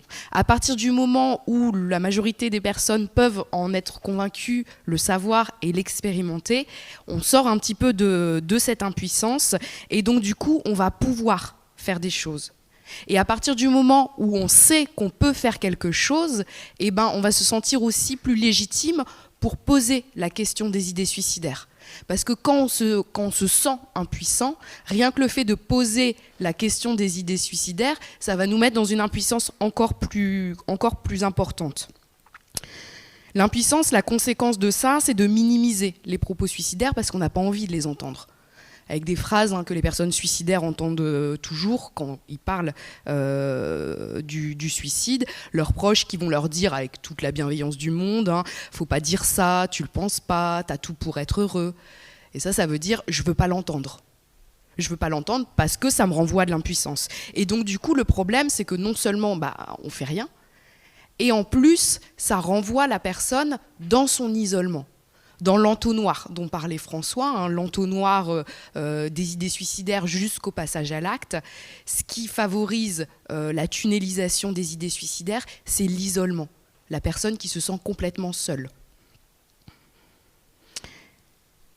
C'est exactement la même chose que, comme tout secouriste, quand on voit quelqu'un qui va mal, alors là la photo c'est quelqu'un qui fait un arrêt cardio-respiratoire par exemple, si je sais que je peux faire quelque chose, et si je suis outillée pour le faire, eh ben, je vais pouvoir être dans l'action. Eh ben, c'est exactement la même chose pour les personnes suicidaires, pour la question du suicide. Si je sais que je peux faire quelque chose et que je suis outillée avec, alors l'idée c'est pas de faire de vous des psychiatres évidemment, mais bon, si vous voulez, mais d'avoir des réflexes, des outils d'intervention, une espèce de boîte à outils, de quoi faire, quoi dire et pourquoi je le fais, pouvoir un petit peu conceptualiser les choses, et bien là, à ce moment-là, je peux être dans l'action. De la même manière que quand je vois quelqu'un qui fait un arrêt dans la rue, je sais qu'en faisant des compressions thoraciques, je peux lui sauver la vie. Bon, alors François Ducrot a parlé un petit peu du risque suicidaire de manière très, très, très, très large. L'idée, c'est vraiment qu'il y a des variations dans les moments de vie. Il y a des moments de vie où chacun est plus vulnérable que d'autres. Alors l'adolescence, par exemple, c'est un moment de vulnérabilité. Les moments de transition de vie, de passage à la retraite, de séparation, de deuil. Et puis, il y a des variations interindividuelles. On parle souvent de la goutte d'eau qui fait déborder le vase. Chacun a un vase qui est plus ou moins important. Parce qu'il y a des personnes qui ont énormément de stratégies de ressources, d'autres personnes qui en ont moins, en lien avec la personnalité, en lien avec des antécédents personnels, en lien avec tout un tas de choses. Mais l'idée, c'est qu'il y a une conjonction de ces différents facteurs. C'est ce qu'on appelle la vulnérabilité, c'est-à-dire le niveau de vulnérabilité. Il y a des personnes plus vulnérables que d'autres, et puis une personne est plus vulnérable à un moment donné de sa vie. C'est normal que ça fluctue. Donc on vous a parlé un petit peu du RUD, c'est notre outil à nous d'évaluation du risque suicidaire. Donc le RUD, l'objectif c'est de pouvoir évaluer le potentiel suicidaire, c'est-à-dire le risque suicidaire, le risque d'un passage à l'acte à un instant T. Donc ce qu'on évalue, c'est à la fois les facteurs de risque, le R, l'urgence, le U, et la dangerosité.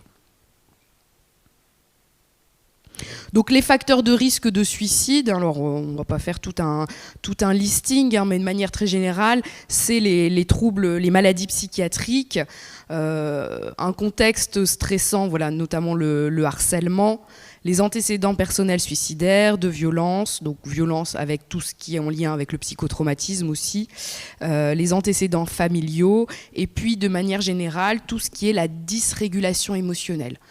Quelqu'un qui a un fonctionnement impulsif, par exemple, de par sa personnalité, on sait qu'il y a un risque plus important qu'une autre personne qui ne l'est pas d'un passage à l'acte suicidaire. Et l'alcool va jouer sur cette notion d'impulsivité. Donc les facteurs de risque psychosociaux, bon, tout est, voilà, ça tombe sous le sens, les facteurs d'adversité auxquels les personnes sont confrontées. Et puis de manière plus distale, on sait que le fait d'être un homme est un facteur de risque de décès par suicide plus important. Il y a des périodes de la vie aussi. On parlait du suicide chez les personnes âgées. Et puis tout ce qui est de l'ordre de la manière dont les personnes se construisent. Tout ce qui est les facteurs d'adversité dans l'enfance, dans l'adolescence, parce que c'est à ce moment-là qu'on va construire son estime de soi, sa confiance en soi, sa personnalité. Mais ces facteurs de risque, ça ne va pas prédire un risque suicidaire. C'est-à-dire, c'est pas parce que je suis un homme que j'ai des antécédents, on va dire, de violence dans l'enfance et que j'ai un fonctionnement un petit peu impulsif que forcément je vais me suicider. C'est vraiment le terrain qui permet dans un contexte donné de réagir à une situation de manière adaptée, de trouver des solutions plus facilement ou pas. Et puis dans ces facteurs de risque, on retrouve les événements de vie récents qui constituent le facteur précipitant. Souvent, nous, aux urgences, alors moi je fais des gardes aux urgences au CHU de Lille, l'infirmière d'accueil qui me dit il y a quelqu'un qui arrive pour une tentative de suicide sur une séparation. Vraiment le truc basique de la garde du psychiatre aux urgences. La tentative de suicide sur séparation, c'est pas la séparation, c'est pas la cause de la tentative de suicide ou du suicide. C'est le facteur précipitant, ou l'un des facteurs précipitants. La partie immergée de l'iceberg. Mais derrière, quand on détricote un petit peu tout ça, on retrouve plein de choses. Des antécédents un petit peu plus lointains. Le U, l'urgence. Ce qui est important pour évaluer l'urgence, c'est vraiment de poser directement la question. Et directement la question, ça veut dire aussi aborder des thèmes, des mots très clairs, très directs.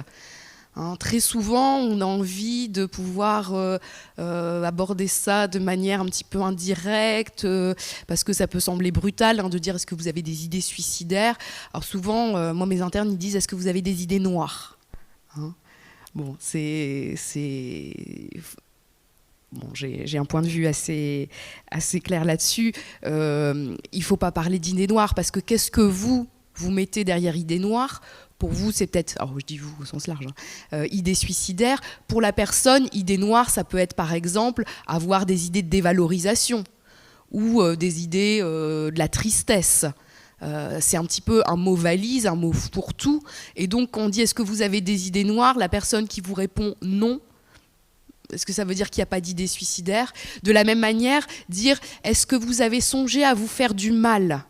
La personne qui a un scénario suicidaire, de prendre par exemple des benzos pour s'endormir et pour décéder, elle ne pense pas à se faire du mal. Surtout que dans le contexte de la crise suicidaire, le suicide est vécu comme la solution, comme la seule alternative possible. Donc chez quelqu'un de très suicidaire, poser la question « Est-ce que vous pensez à vous faire du mal ?» Non. Non, je ne pense pas à me faire du mal, au contraire, je pense à me soulager. Donc voilà, en parler vraiment ouvertement, ça permet aussi de pouvoir montrer à la personne que le dialogue est là et qu'on peut en parler. Et ça, souvent, très souvent, il y a un effet de soulagement. De se dire, mon interlocuteur est capable d'entendre. Très souvent, à la différence de la famille, alors aussi parce que nous, on n'est pas... Nous, en tant que professionnels, parce que nous, on peut être aussi impliqués au niveau personnel, mais quand on est face à un usager, pouvoir poser la question directement des idées suicidaires, on est en mesure d'entendre la réponse parce qu'on est moins impliqué émotionnellement.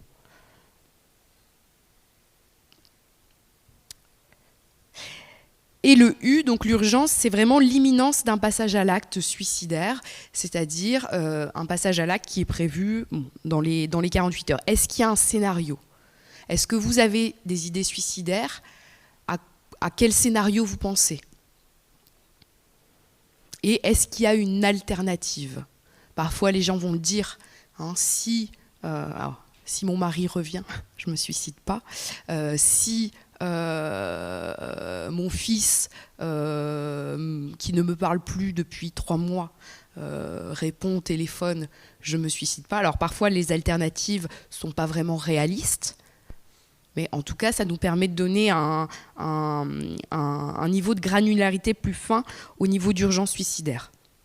Et enfin, la dangerosité, c'est-à-dire la létalité du moyen envisagé. Moi, j'ai un patient qui m'expliquait avoir un scénario par suicide en prenant de l'euphytose. Donc l'euphytose, ce médicament pour les plantes, bon, j'étais quand même assez rassurée. Voilà. Et puis, encore une fois, ce que François a bien détaillé, la question de l'accessibilité aux moyens envisagés.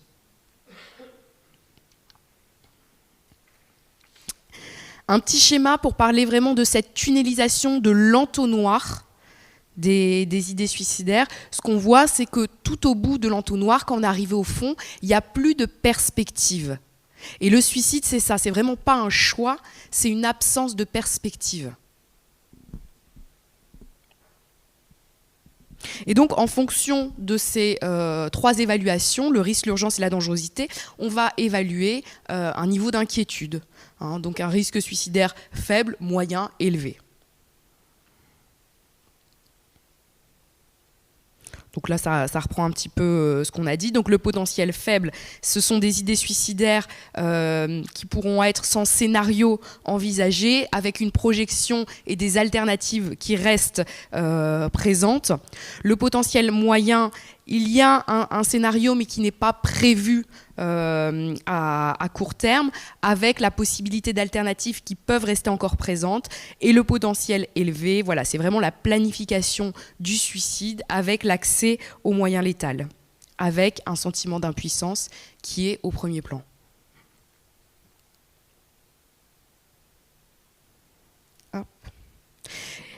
Et donc, au bout de tout ce cheminement des idées suicidaires, on va présenter un état qu'on appelle un état de crise. L'état de crise, c'est vraiment le déséquilibre qui fait qu'on n'a plus de ressources pour faire face, et donc le suicide est alors envisagé comme la seule perspective. Voilà, c'est un petit schéma que j'aime bien. Avant d'entrer en crise suicidaire, la majorité des personnes fonctionnent normalement. C'est-à-dire, on est confronté à un facteur stresseur, on va mettre en place des stratégies pour s'adapter. Alors, il y a différentes façons de s'adapter, hein. Des stratégies centrées sur le comportement, des stratégies centrées sur les émotions et des stratégies centrées sur la recherche de solutions, la recherche, on va dire, cognitive. Sauf que quand il y a une accumulation de ces facteurs d'adversité, le niveau de stress à l'intérieur, il augmente.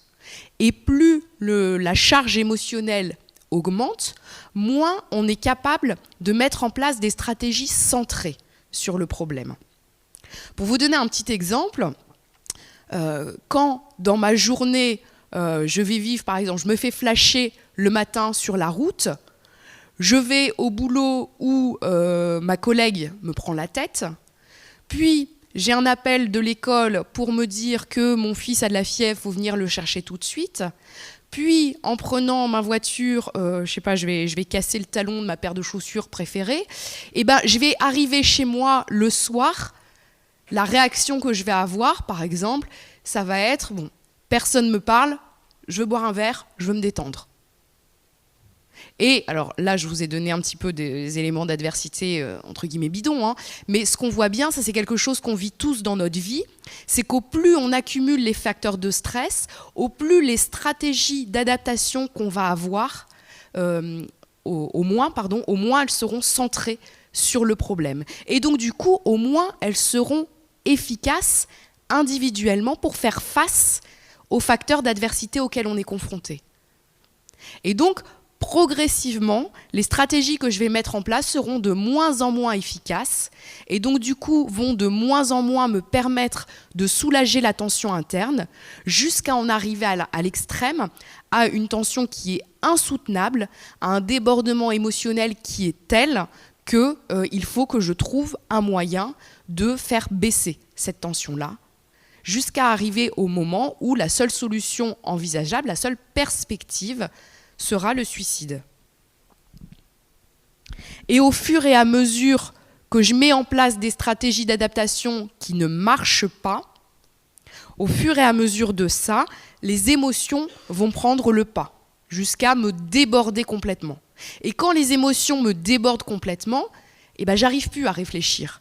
Là, sur le schéma, vous voyez, là, tout en haut, en état de crise, mon petit bonhomme en état de crise, alors il a un énorme cœur, ça veut dire qu'il est débordé par ses émotions et il a un tout petit cerveau. Alors, le cerveau ne change pas de taille, hein.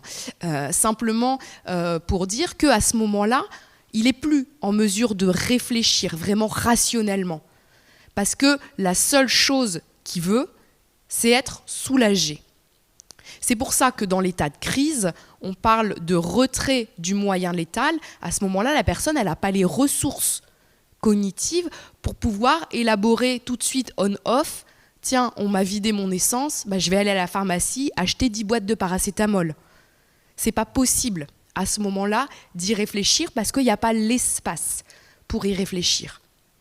Et c'est ce qui explique aussi que quelqu'un qui est débordé par ses émotions n'est pas en mesure de réfléchir en disant si on me pose la question, non, je vais dire que j'ai pas d'idée suicidaire, comme ça je vais pouvoir me suicider sans que personne s'en rende compte. Il n'y a pas cette réflexion-là, c'est absent, tellement la souffrance prend toute la place. Je ne sais pas si vous avez déjà fait l'expérience d'une souffrance même physique absolument inimaginable. Moi, personnellement, j'ai accouché sans péridurale. Ce n'était pas un choix. Souffrance inimaginable, je n'étais pas du tout en état de réfléchir à quelque chose d'autre. J'étais que focalisée là-dessus et que focalisée sur le fait qu'il fallait absolument que je sois soulagée tout de suite. À ce moment-là, je me rappelle très bien, j'avais mon mari à côté qui me dit « Mais tu as besoin de quoi ?»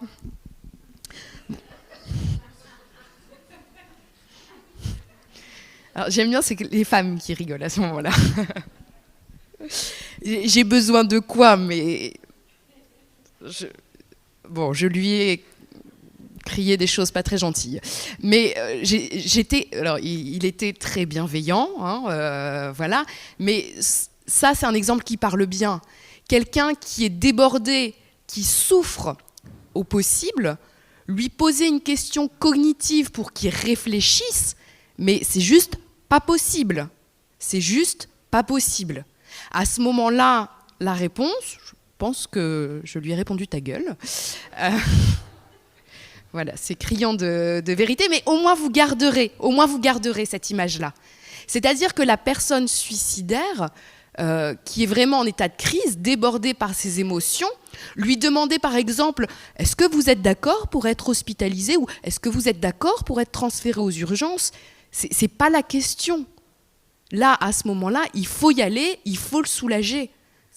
Et là, je parle à vous en tant que professionnel sauveteur, mais aussi en tant que personne, en tant que collègue, en tant que proche. L'idée vraiment, c'est qu'il y a des signaux d'alerte qui sont des signaux d'alerte faibles, mais quand on connaît la personne, quand on a peut-être notion des choses qu'elle vit, et puis quand on a ce ressenti-là de « elle n'est pas comme d'habitude », il faut les prendre en compte, ces signaux. Les signaux, c'est à la fois sur les propos qu'il peut y avoir, sur les comportements et sur les signaux physiologiques. Alors, les propos suicidaires, ça va être par exemple les idées suicidaires passives qui vont être de type, par exemple, s'il m'arrivait quelque chose, ce ne serait pas grave. Si j'avais un accident, personne ne serait triste ou ce serait peut-être mieux. Et puis des idées suicidaires actives de personnes comme votre collègue par exemple, le fait d'y penser de manière obsédante. Et ça, ce sont des choses dont les personnes parlent parce que le gros cœur, parce que le débordement des émotions. Et donc si on pose en plus la question, on y a accès, on va dire, assez relativement facilement. Et puis, il y a des éléments de comportement évocateur, alors à la fois de comportement émotionnel, alors pleurs, irritabilité, colère, vous voyez bien, ça, c'est pas des éléments discriminants, hein. C'est pas parce qu'on pleure qu'on est en crise suicidaire, c'est pas parce qu'on est irritable, mais ça, plus ça, plus ça. Les comportements de mise en danger, le retrait chez quelqu'un qui d'habitude va être souriant, avenant, à discuter. Là, le fait de ne plus être dans l'échange, de ne plus être dans le lien, ça doit être, on va dire, un drapeau jaune, hein, c'est-à-dire les signaux faibles. Et puis tout ce qui va être de l'ordre des perturbations, la perturbation des fonctions instinctuelles, hein, les signaux physiologiques, quelqu'un qui ne va plus manger, qui ne va plus dormir, qui ne va plus faire ce qui lui faisait plaisir, alors, du sport, de la musique. Et le plus souvent, donc, il y a une accumulation de tous ces signaux faibles qui amènent une inquiétude. Parfois, il peut y avoir une arrivée brutale de plusieurs signaux faibles. On en parlait tout à l'heure, le cadre du psychotraumatisme, hein, quand il y a un événement qui vient vraiment entraîner une rupture. Depuis cet événement, je ne suis plus la même personne. Et puis, parfois, il y a l'arrivée de plusieurs signaux faibles chez quelqu'un qui, de base, pour plusieurs raisons, était vulnérable. Et là, à ce moment-là, quand on se pose la question, en tant que personne, en tant que professionnel, en tant que proche, à partir du moment où on se dit « Tiens, est-ce qu'il a des idées suicidaires ?» Il faut poser la question. Il faut poser la question parce qu'au pire, la personne va rigoler en disant que « Mais non, pas du tout ». Mais en tout cas, le fait de dire « Je m'inquiète pour toi », c'est quand même quelque chose de fort. Et au mieux, on a accès à des idées suicidaires et donc du coup, on va pouvoir faire quelque chose. Cette fameuse fenêtre d'intervention. Alors parfois, les propos suicidaires sont explicites, donc là, c'est clair, et parfois, c'est allusif. Et quand quelqu'un a des propos suicidaires allusifs, hein, de type, voilà, bientôt vous n'aurez plus à entendre parler de moi. C'est allusif, il n'empêche que c'est très clair quand on reçoit ce type de propos, c'est très clair. C'est important de poser la question, mais vous me parlez de ça, tu me parles de ça, donc tu me parles d'idées suicidaires, tu me parles de suicide. C'est important de pouvoir mettre le mot, parce que si on ne relève pas, ça laisse vraiment la personne dans un isolement qui est assez terrible. Hein, c'est-à-dire, j'ai des propos allusifs, c'est-à-dire que j'en parle, j'évoque ça, on pourrait penser que c'est une manière de demander de l'attention, de demander de l'aide. Si on ne relève pas ces propos-là, on fait comme si de rien n'était. Hein. Alors souvent, c'est des propos qui sont dits aussi aux médecins généralistes, hein, quand on va faire renouveler son traitement ou le certificat de sport ou un motif un petit peu bidon. Et puis, les patients vont avoir ce type de propos-là. Si on ne relève pas, ça laisse vraiment la personne dans l'isolement et ça auto-alimente, hein, le « je suis tout seul », personne s'inquiète de moi, donc c'est vraiment mieux si j'étais plus là. Et donc, en fonction des signaux, des éléments d'inquiétude, forcément, on va graduer son inquiétude.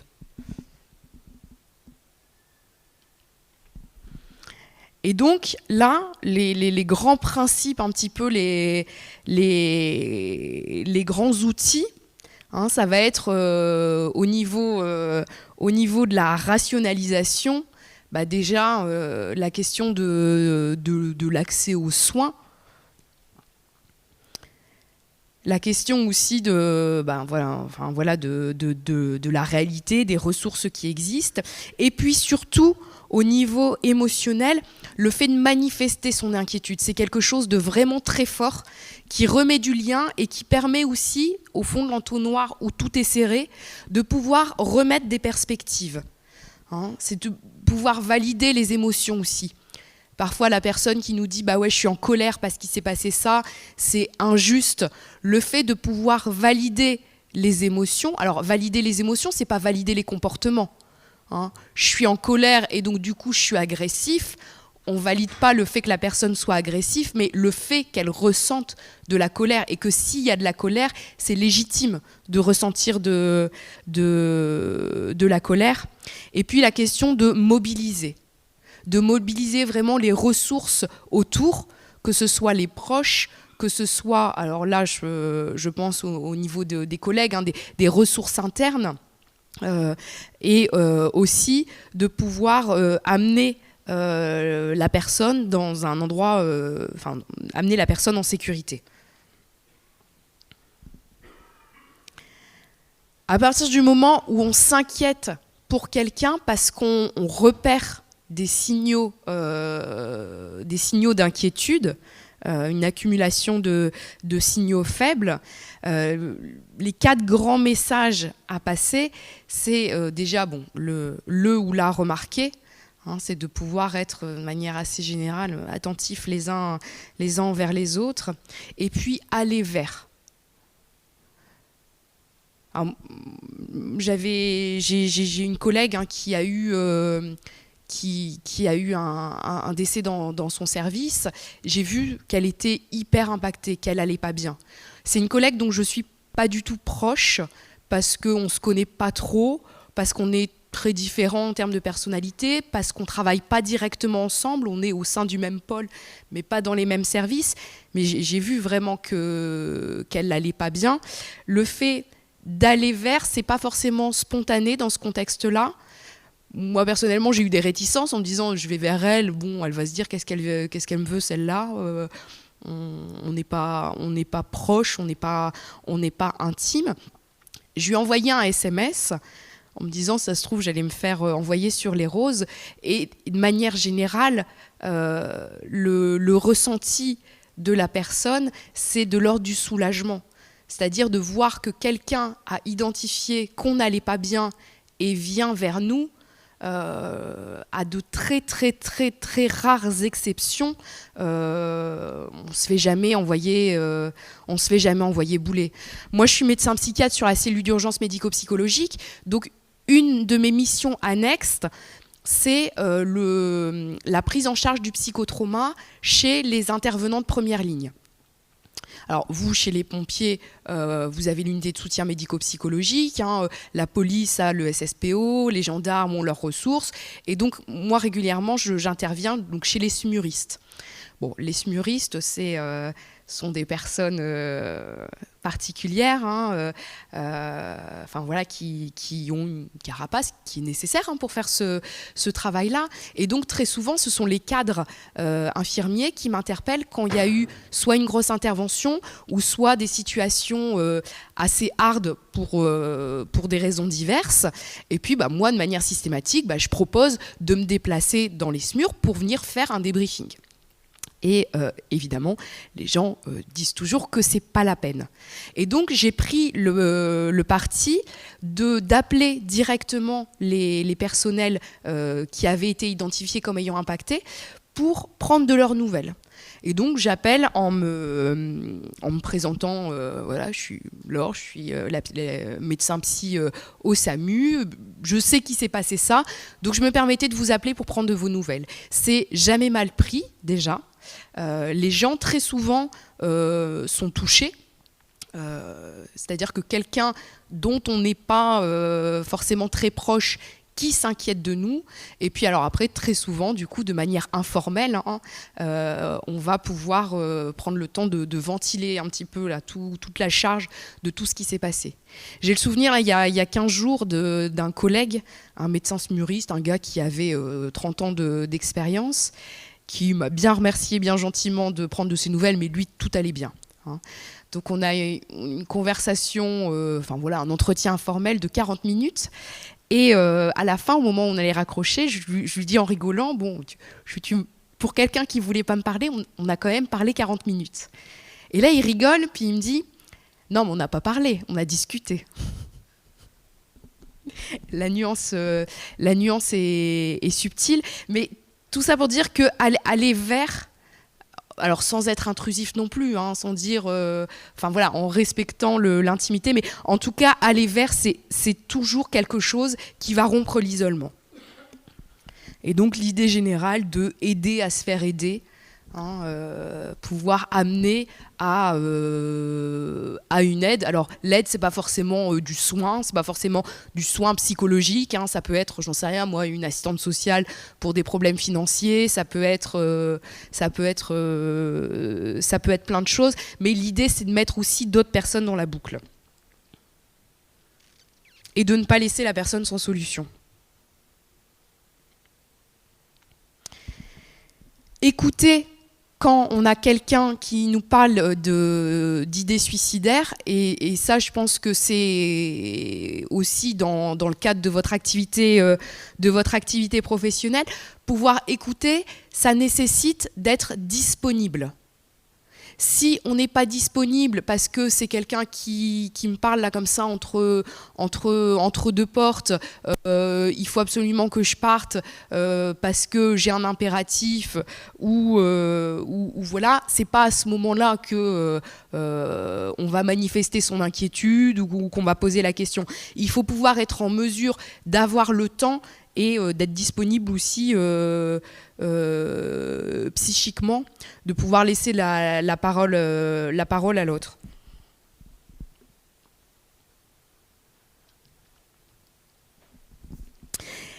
Et l'idée générale, c'est que tous les mots pour parler du suicide vont avoir un impact. Il y a une façon de parler du suicide. Alors, je ne sais pas si vous connaissez le programme Papageno, qui est un programme en fait mis en place par des personnes qui sont des spécialistes de la communication. Ce n'est pas des soignants, ce sont des communicants qui ont développé des programmes de communication, des communications responsables autour du suicide. Et parler du suicide de manière responsable, ça veut dire par exemple d'éviter des tournures comme « il a réussi à se suicider ». Hein, on parle de suicide abouti plutôt que de suicide réussi. Et puis la façon de parler de la crise suicidaire comme un état qui va être transitoire et qui va être réversible.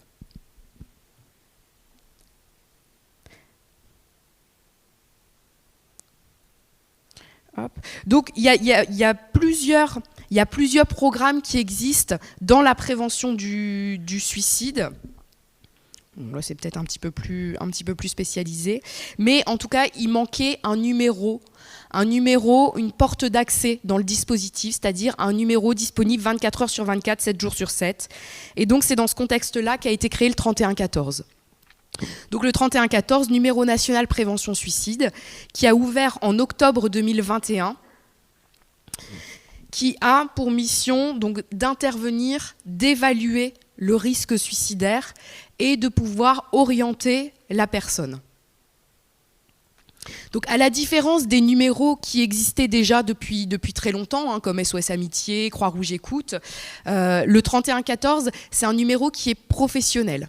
C'est-à-dire qu'au bout du fil, ce sont des soignants, ce ne sont pas des bénévoles, ce sont des soignants qui sont spécifiquement formés au risque suicidaire et à l'intervention de crise et qui vont pouvoir intervenir à la fois dans le champ de la prévention des personnes qui ont des idées suicidaires, à la fois dans le champ des secours, des personnes qui sont sur le point de passer à l'acte, et à la fois dans le champ de la postvention, c'est-à-dire des personnes soit endeuillées par suicide, ou soit impactées par un suicide.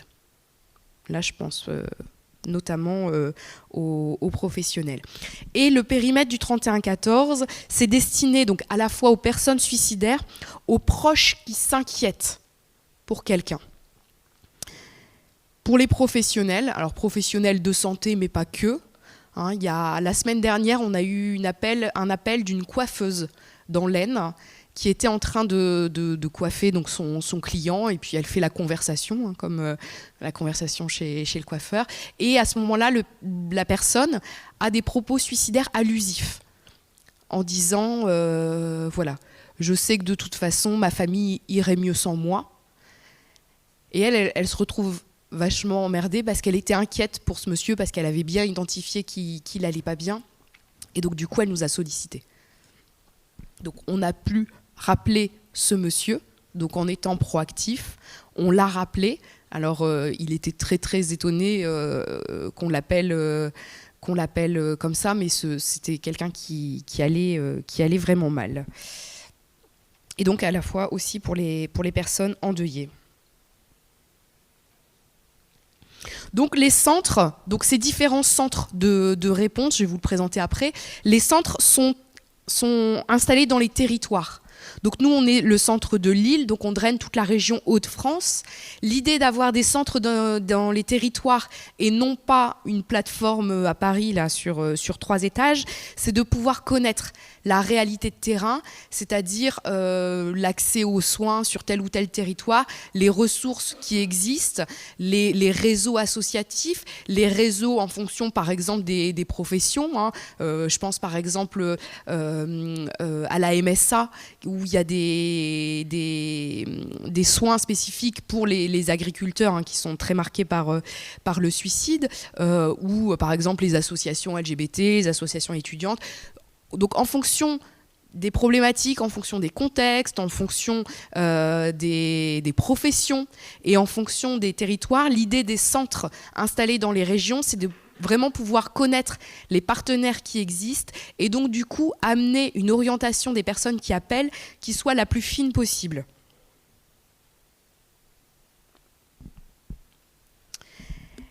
Et l'idée de cette ligne de réponse, c'est qu'on va évaluer le risque suicidaire et qu'en fonction du risque suicidaire qui va être évalué, donc à un instant T, c'est de pouvoir être plus ou moins proactif. De manière générale, la personne qui appelle, qui sera en état de vulnérabilité en disant qu'elle est confrontée à tel facteur stresseur et qui va avoir des idées suicidaires mais sans scénario établi, l'idée, ça va être de soutenir avec elle des recherches de solutions qui soient plus centrées sur le problème. Pour les personnes qui appellent, qui vont être vraiment en état de crise, là, à ce moment-là, ça va être l'intervention, ça va être l'orientation beaucoup plus proactive au niveau des urgences notamment, ou le fait de solliciter le médecin généraliste, ou le fait d'appeler directement les proches pour faire venir quelqu'un tout de suite à la maison. Donc là, vous voyez notre centre de réponse, pour vous donner un petit peu notre environnement. Donc on est basé au niveau du SAMU 59, donc on est physiquement dans la régulation. Et au bout du fil, c'est 17 répondants qui sont infirmiers ou psychologues, mais qui sont tous spécifiquement formés. En deuxième ligne, on a donc des médecins, donc moi et ma collègue, et on a également une assistante sociale. L'assistante sociale, l'intérêt de sa présence, c'est quand même, dans le contexte de crise suicidaire, on va retrouver quand même très souvent des facteurs d'adversité qui seront en lien avec des problématiques sociales, enfin voilà, de logement, financier et compagnie. Et elle est vraiment un facteur facilitateur dans l'articulation avec l'orientation, avec les partenaires sur les territoires. Et donc, de la même manière qu'au SAMU, il fonctionne avec les ARM en premier décroché et les médecins régulateurs, et ben, ça va être la même chose pour nous. Le soir, il y a une garde au niveau national. Donc, il y a toujours une couverture médicale assurée. Hop. Et là, je vais vous mettre... Alors, j'espère que ça marche. Il y a eu un petit reportage du Média Brut pour montrer un petit peu l'activité. Depuis quand vous avez des idées suicidaires?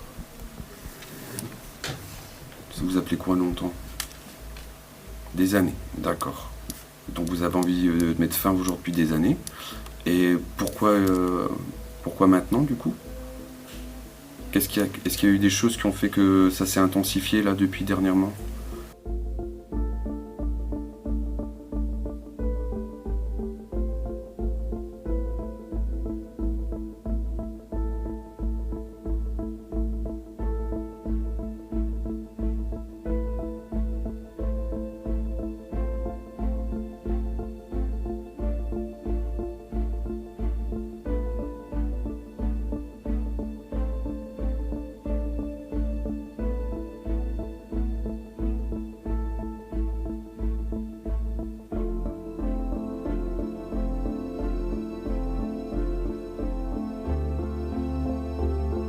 On est là pour écouter la souffrance, mais nous ne sommes pas une ligne d'écoute à proprement parler.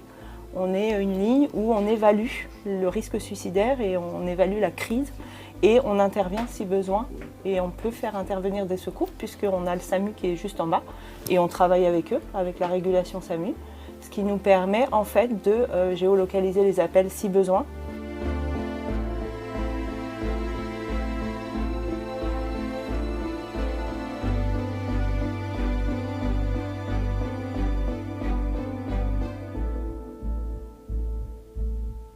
L'ensemble de la population a découvert, entre guillemets, l'importance de la santé mentale avec cette crise. Parce qu'on a été soumis à des stress intenses, nos capacités d'adaptation ont été mises à mal, il a fallu s'adapter au confinement, au déconfinement, au reconfinement.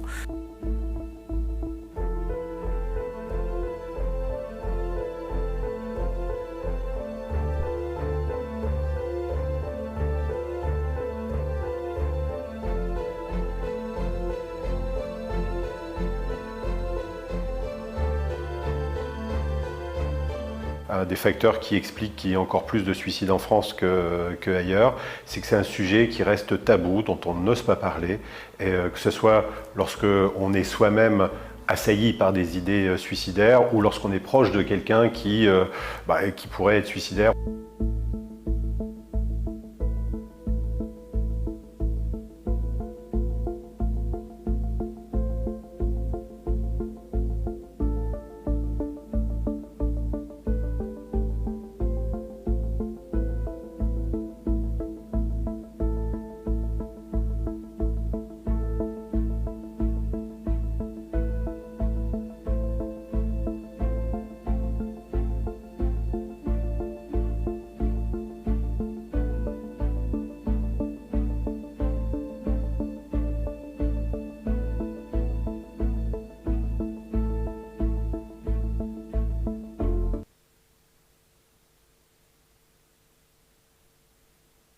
Voilà, c'était pour illustrer un peu le propos.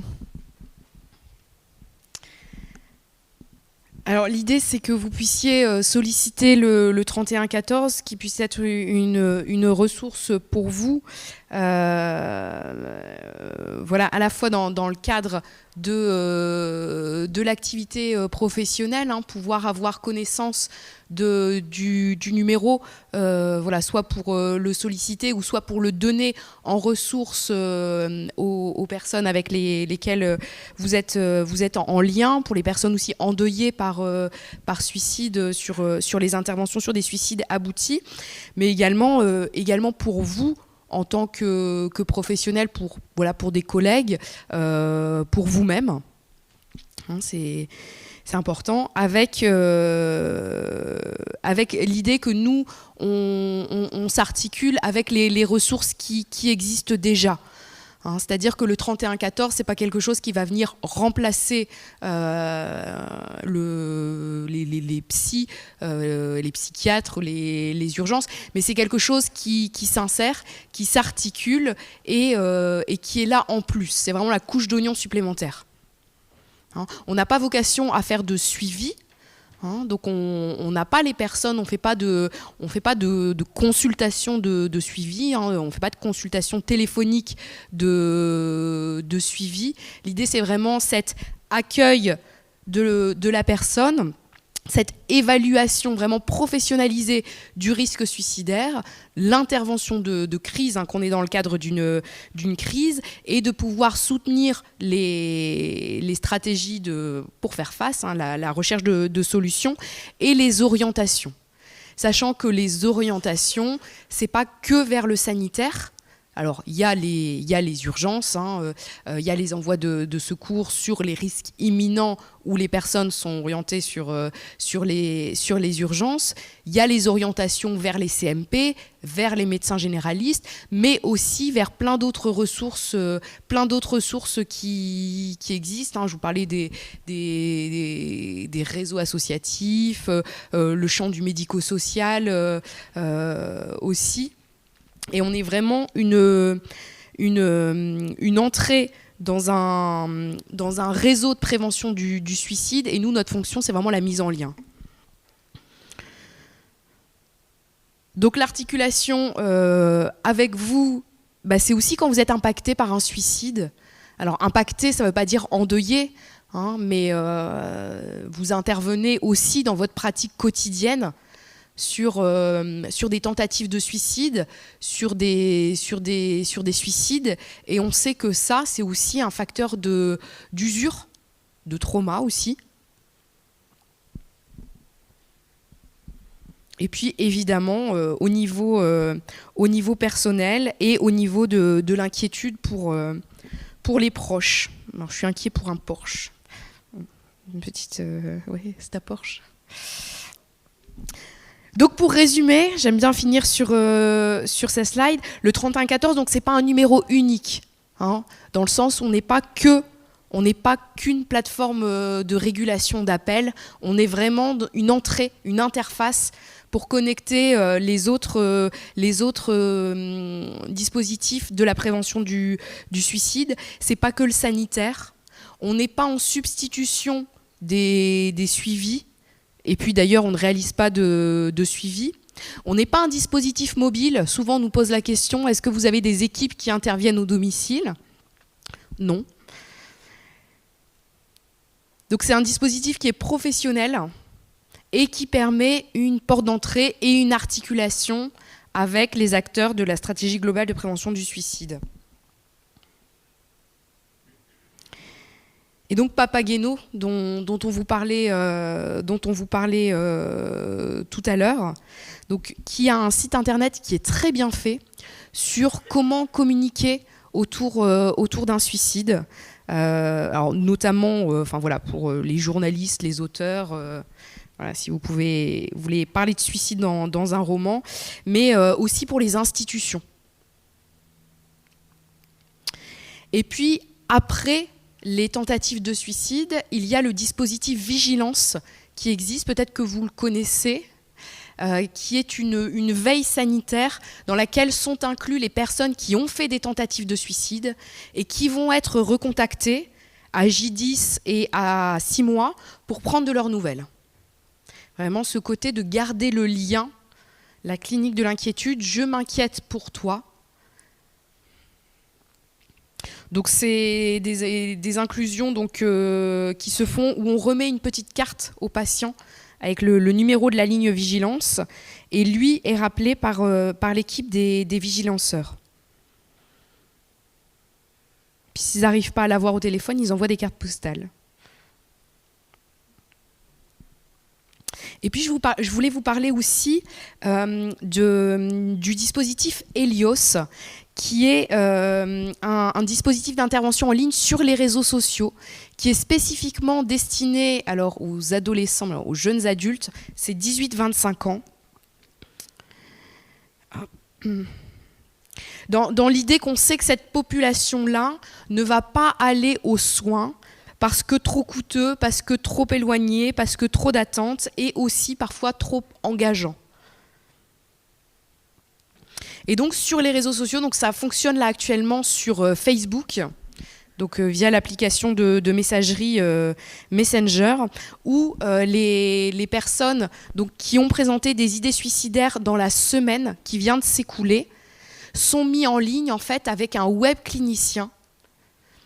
Donc, qui est un professionnel de santé mentale, spécifiquement formé également, et dans l'idée de pouvoir amener ces jeunes adultes aux soins. L'idée, c'est de pouvoir les avoir au téléphone à un moment, une fois qu'on a créé un petit peu le lien sur les réseaux sociaux, donc ce qui est moins engageant pour un jeune, il n'y a pas ce côté de face à face ou même d'avoir une personne en ligne.